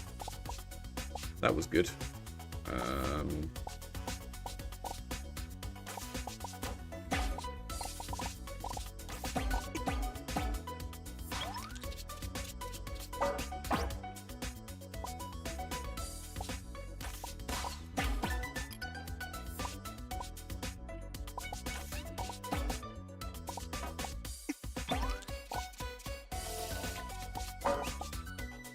Music's great.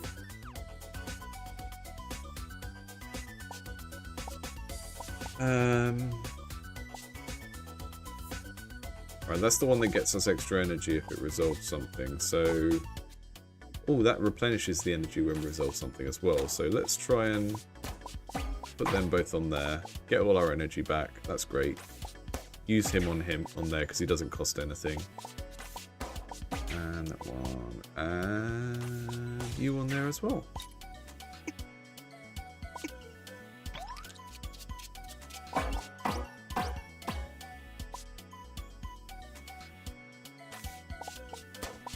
Yeah, I really feel like this game is the kind of full package in terms of the game design is really, really strong.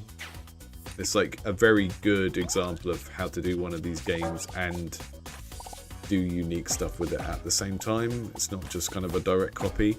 I always find with deck builders, like I didn't get on with Monster Train, for example. Like I felt like that was like, okay, we've got this genre of games and we're going to add the complexity to it in this way, with all the rows of enemies and stuff. And that just didn't interest me. It's like, you can always kind of ramp up a genre by making it more complex, but where you put the complexity counts. And I for some reason, I didn't find that interesting. Maybe I just didn't give it enough time. But I think games, tell you what they are in the first hour or so, usually. If a game doesn't really let you know what it is in the first hour, that's going to be a problem. And this feels like the areas where it's kind of tried to innovate or do something different are really kind of just neat. Work very, very well for me. Oh! Hi from the games industry coffee chat. Oh yeah, I posted about in there yesterday. I'm trying to get music for our next game jam. That's going to be fun if we can get enough people apply for it.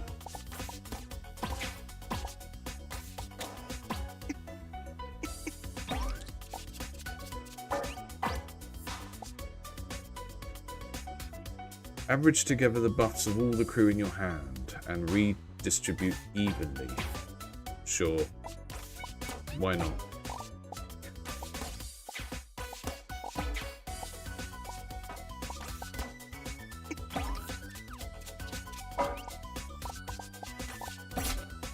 Murder that guy. The slash sound when you kill your own crew is more satisfying than it should be.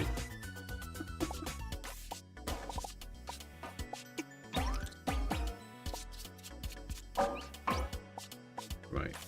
Come on, we can do this. We can do this. Replenish my energy. There we go.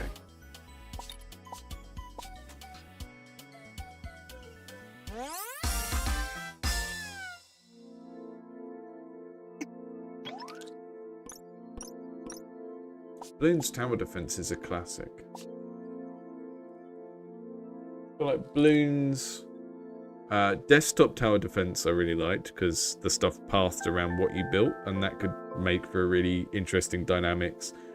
And then I feel like the slickest tower defense was what was the Armor Games one called? Kingdom Rush or something. I feel like they're probably my top 3 tower defense games. Resolve a target objective. It doesn't count towards your quota.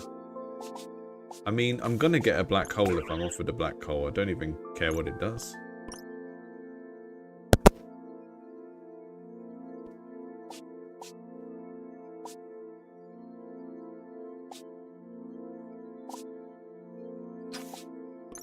Cool.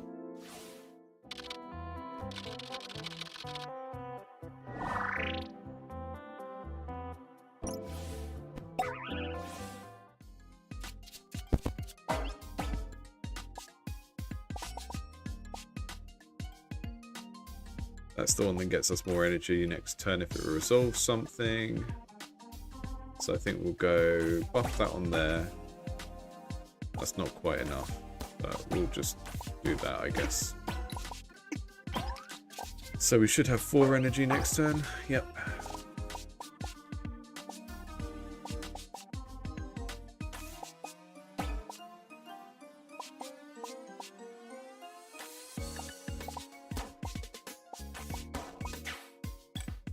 This is kind of, this conversation we've been having is kind of similar to what I was talking about earlier about having a design philosophy, right? Which is a kind of fancy way of just saying, like, what do you like or not like in games? What would you like there to be more of or less of and stuff like that? Obviously, some of it can come more into, like, processes of, like, how do you develop something, what order do you do it in, and all of that kind of stuff. But I think fundamentally, a lot of people don't make very interesting games because they don't have very interesting ideas about games, you know, and the game is just a sort of expression of, you know, the game is going to be an expression of your technical and artistic competence to some degree, and that's the thing we tend to focus on when we're first learning games for the first couple of years. And then eventually you make a game where the code works, the art looks okay, and it's still not a good game, and it's like, well, yeah, this is where the game design starts. And I think people like, you know, the developer of Balatro or something, that's someone who has a clear idea about what they want a game to do and stuff like that, and that's why they've made a game that so many people like. And I think when people don't know what they like or what they want to do with their game, then they kind of just sort of take this market-based approach of saying, oh, what do other people like? And that's just a good way to make something that no one likes, I think. Right. Only the leftmost card in hand can target this. I'm going to get rid of that with my black hole because those are so awkward.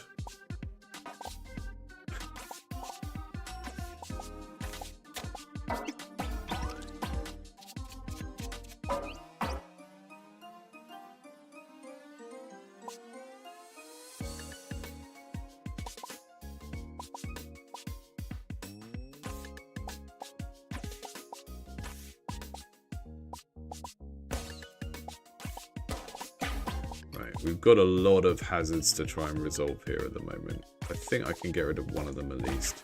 Although they're just going to give me dead crew, and that is going to help me in some ways. I can't even remember what things I've got that trigger with dead crew this time, but I've definitely got some of those things. I just need to get one of these stars. 7 and the 14 on that. Something reduced something that I played, and I didn't see it coming.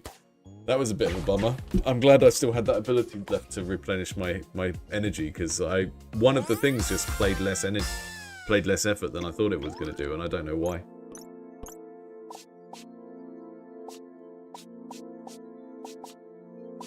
I like the idea that there are games that can just stick in your head for ages like that, because it's just, oh, I haven't seen anything else use that concept for a long time.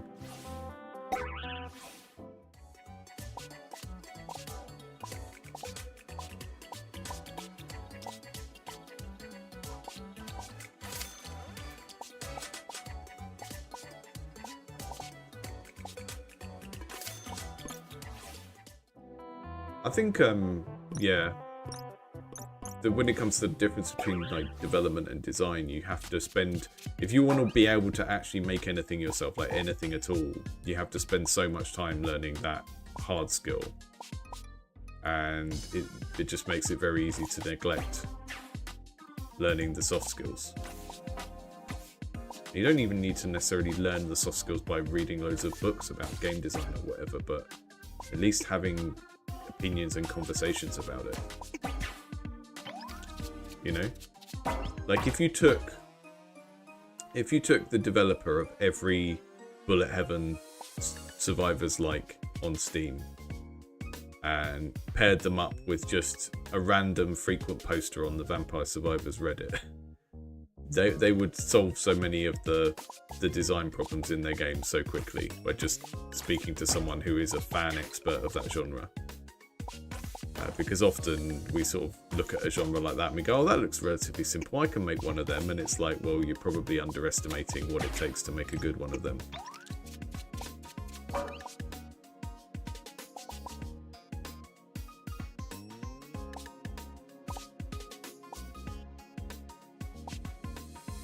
Only leftmost card can target that. Okay, I'm going to target that. Oh, misclicked. That was stupid.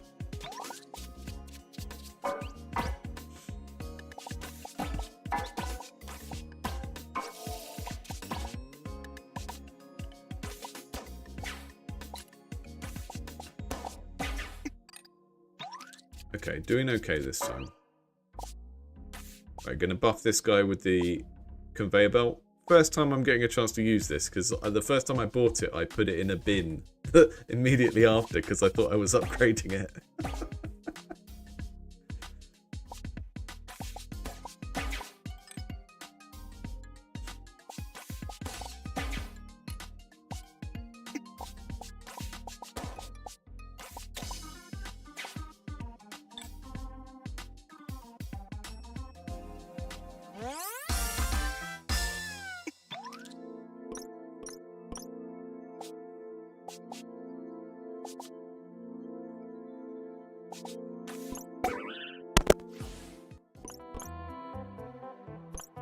I'm gonna finish this run and then I'm gonna chip off because I need to cook.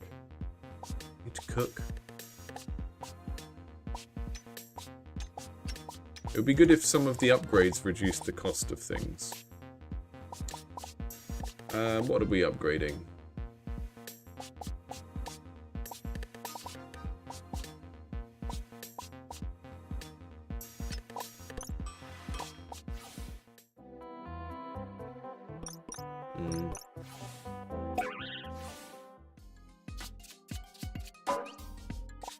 Okay. I turned the alien into a dead crew. Amazing.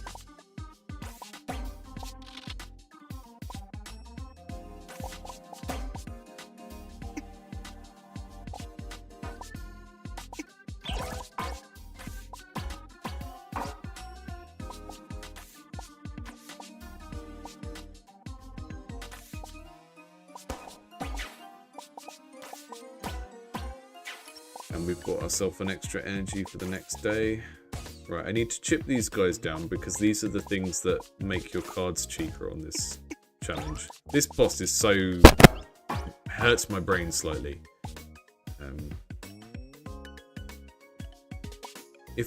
Can I use that on that? Because that feels like it might break the puzzle here. Not an eligible target, alright. I'm glad that they did that because that would have really messed it up for me. Right, this guy I'm going to use on something he's underpowered for because that's how he triggers.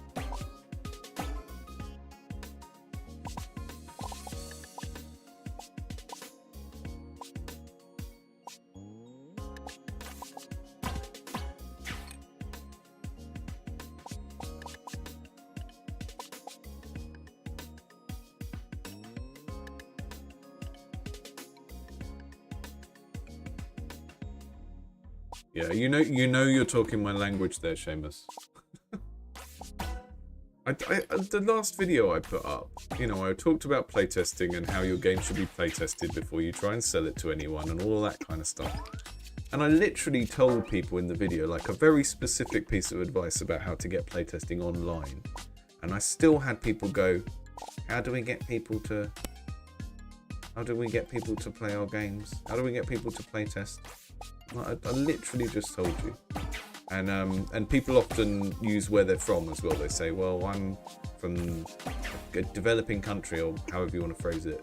There's no one here. So, well, there might not be anyone there with a computer that is using a game engine.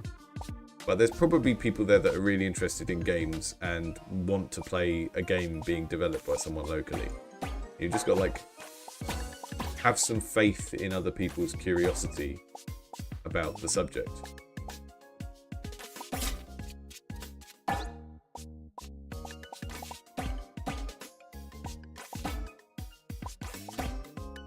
There's always someone who wants to try out someone's video game. It's just having the bravery to ask, and then just having a bit of faith in people and their like level of curiosity about the thing. Loads of people want to have a go of a game that's still being made and talk to a game developer and find out what it's like to make a game and stuff like that. It's just, we sort of take ourselves for granted, and we forget that having a tiny bit of experience about something that most people haven't done and some people would like to try doing, even if you've just got a tiny bit of experience in that thing, you've got more experience than like 99% of the population of that thing. So then there's like 9% of the population who are interested in that thing but have never done it. And, you know, this is why I was saying, like, if you want people to play test your games, don't present it as them doing something for you. Present it as you doing something for them, right? So the example would be going into a college or a school, like finding a computing teacher and saying, oh, can I give a little talk about my game in your class? And you're going to get some teenagers there who are just like, oh, this is shit and boring or whatever. But there's loads of people there who've never had a chance to have a conversation with a game developer, or just have them, you know, give a presentation for 10 minutes and show their game or whatever. People just love these copes, these cop-outs of like, oh, that advice doesn't apply to me because I live on a farm and there's not anyone within 100 miles radius who's ever been interested in a computer game. It's just like, you're making, this is nonsense. You're talking nonsense.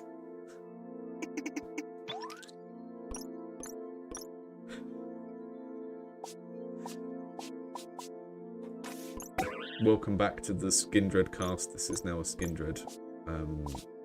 This is now a Skindred-based fan channel that is not about indie games anymore. It's just about Skindred.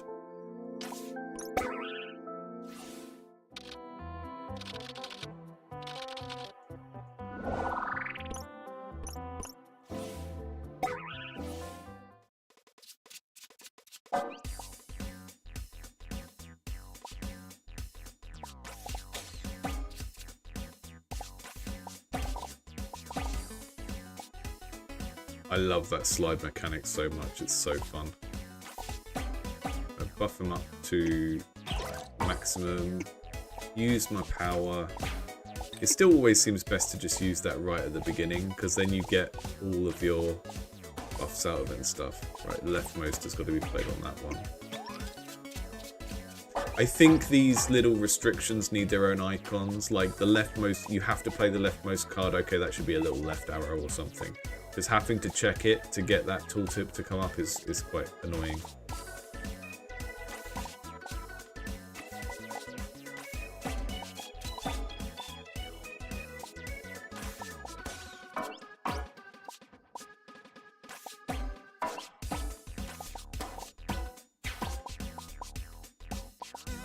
Get rid of the alien.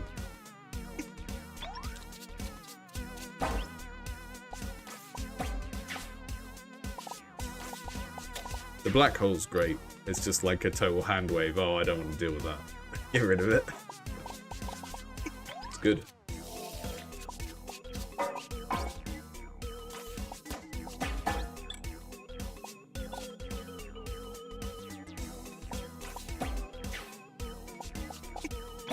Maybe I'm using the black hole too much though, but we'll see.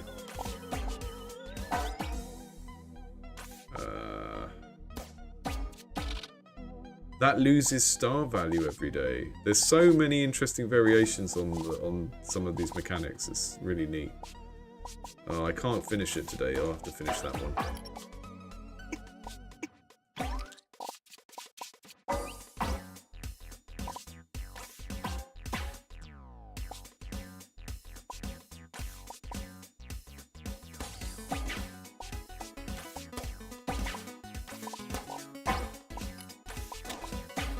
4 stars from that one. Nice. 1 card per day can target this. That's really restrictive. Oof. What's this one? Hull pressure. Nerf all crew in hand by 5 at the end of the day. But we can get 1 star and finish it this round, so it doesn't matter. Doesn't matter if there's a hazard.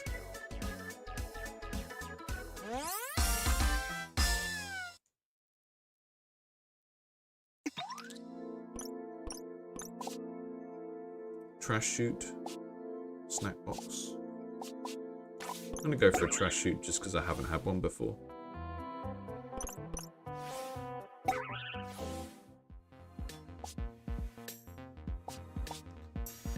Who are we gonna upgrade?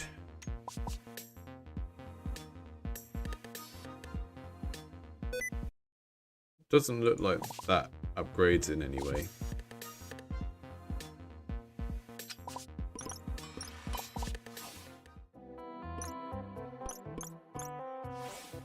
It's really neat that there are only really 2 types of card. So there's crews and gadgets. And that's it. And that means you can have some really fun, a lot of fun playing around with like how many of each thing you have in your deck, like the proportion of those things, and it doesn't become too mind-boggling. There's still loads of little different sub-strategies, like the, you know, what happens if you have a bunch of stuff that synergizes on drawing more cards or discarding more cards or having more dead crew, all of that kind of stuff. But the fact that there's only really 2 kind of suits of card makes the game really easy to sort of understand when you first get going.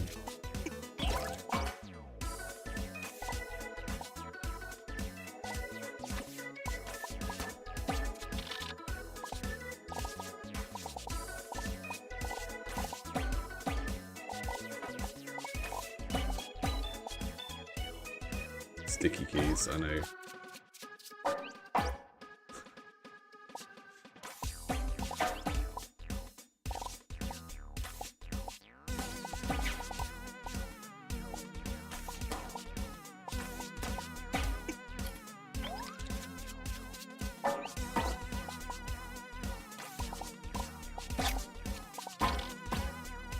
Whoa.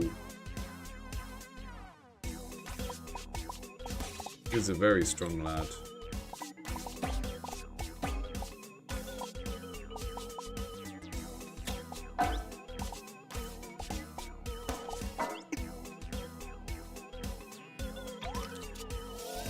It's interesting though, I'm not having a great deal of difficulty differentiating the crew cards. I think they have so much character. Maybe if some of them had like 1 other feature color or something, because I think these have more color variation within the individual illustrations, like the planets do. And you don't need the planets to have it because you don't need to read those. And I think maybe some of the crew just having 1 other key color on would be helpful. But I find the overall designs of these quite easy to get.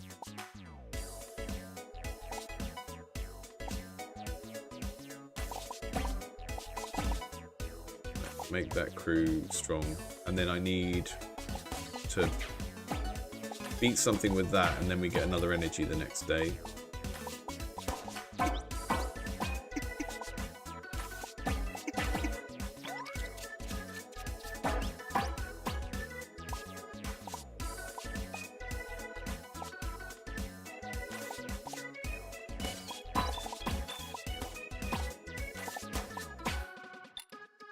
We've got 3 turns left to get 6 more stars.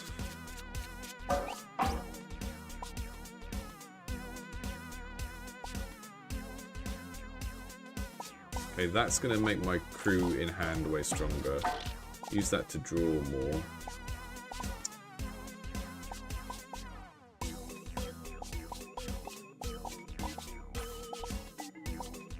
But that's going to buff the crew by 6, so I'll put it on that one. That's made everything in my hand a lot stronger. Then I'll use the cadet to get rid of that planet, which is creating a hazard. And then the 24 can go on that one. And then we need to get Oh, this is challenging. Need to get 4 more stars.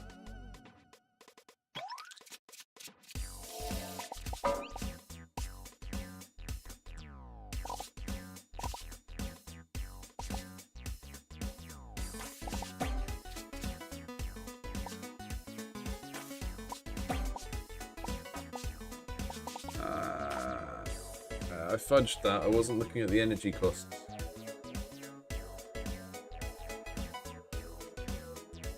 Yeah. I do think making the energy costs a color that doesn't appear in the rest of the palette so often would be helpful.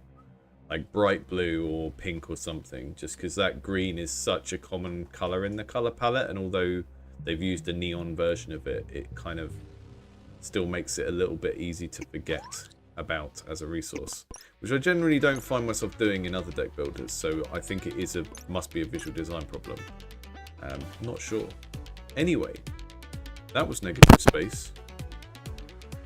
Hope you like the look of it. I really, really like this game, and I want it to do well.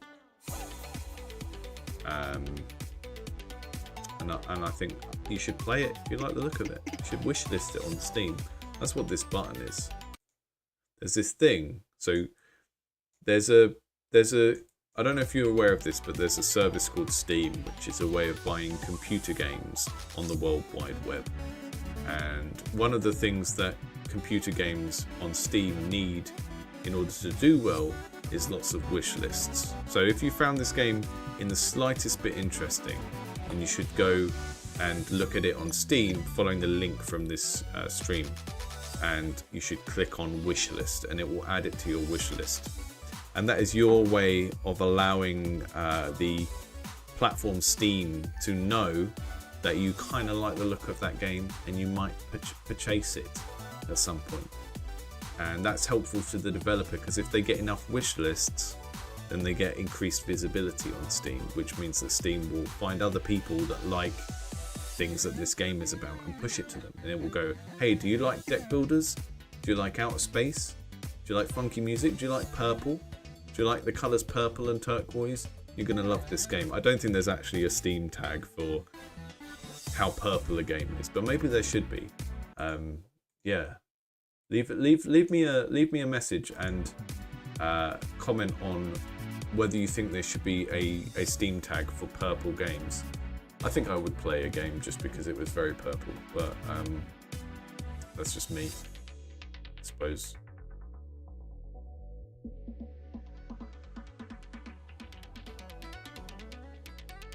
Yeah, I think the only point in the game where the visual contrast could be improved for me was really the energy mechanic. I don't find the individual crews difficult to discern, but I think there could be some situations where just having one extra colour in the art for that crew will make it easier to understand how it's different from the other crew.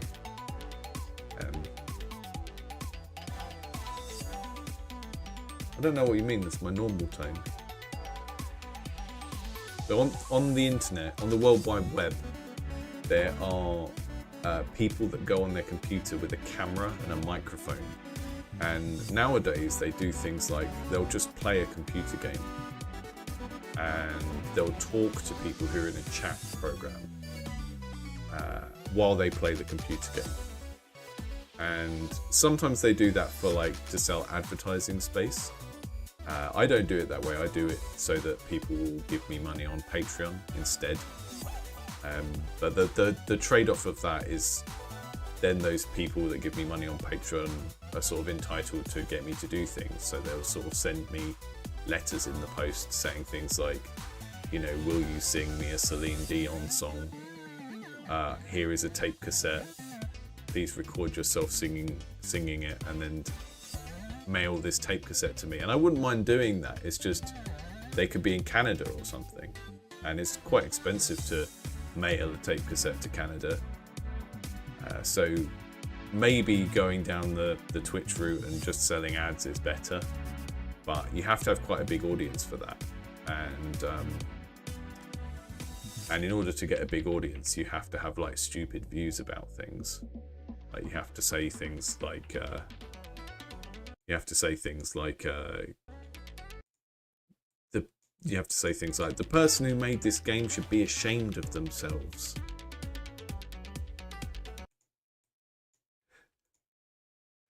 Because we know that's the only way that you can. That's what you have to say if you're going to be a content creator in games. You have to tell people that they should be ashamed of themselves. That's the catchphrase. Patreonize.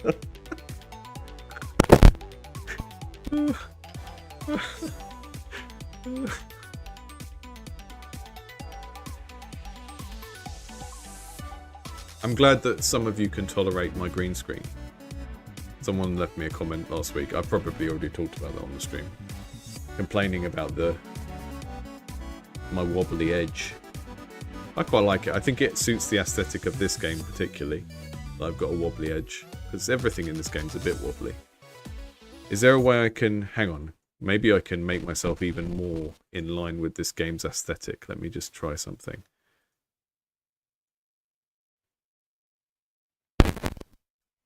I over sharpen myself.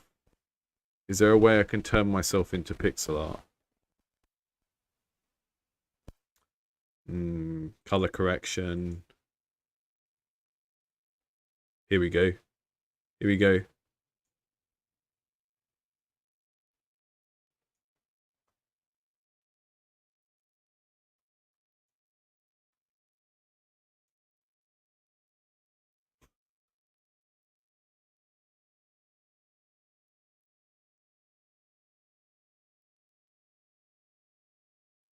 Even better. So yeah, this game is Negative Space. It's being made by one of the developers in our Discord. And if you like this game, if you like the look of this game or you play it and you think it's good, it's because I taught the developer everything they know. And if you play it and you think it's bad, then it has nothing to do with me and I absolve myself of all responsibility. I got a fever. I got a fever for some purple.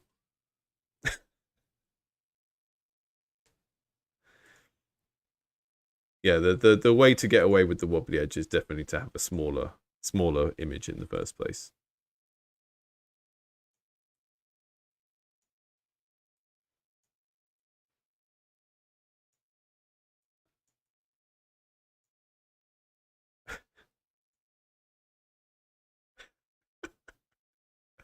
I don't remember the episode with David Bowie's ghost. That sounds good.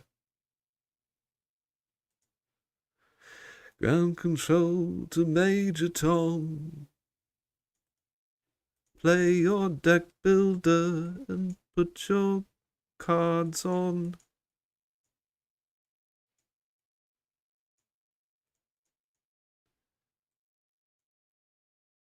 Do I have to pay someone money if I sing more lines of that song? So yeah, that was Negative Space. 2 hours of Negative Space. I think it's a good test of your game. If people actually want to play it for that long. Doesn't happen very often. But that's partly my attention span to blame. So I think what we know is if you want to hold my attention for 2 hours, your game has to go with lots of numbers and colours occasionally, and it has to give me interesting strategic decisions to make that I can also just ignore for short periods of time and just vibes it out. I think that's the balance I'm looking for. I want a game I can think really deeply about if I want to, but I can also just disassociate at for a little while and not think about. Because some games, they're just like, they require too much constant attention all the time and they never let up. And I think you die pretty quickly in this game if you try to no-brain it. But there are moments in it where you can kind of stop concentrating so much on each turn and just vibe it a little bit, which I quite like. It feels very well balanced in terms of forcing you to occasionally think, but not forcing you to always have to think really hard every single turn. And I think that's a very, very good balance to be able to strike. Right, see you all soon, folks. Thank you for dropping in. I'm going to be doing these at the same time for the next couple of days with interesting new games. Dawn Folk tomorrow, I think, and then Tic Tac Tick. So yeah, pop in, and maybe I'll be purple, maybe I won't. You'll have to wait and see. See you later.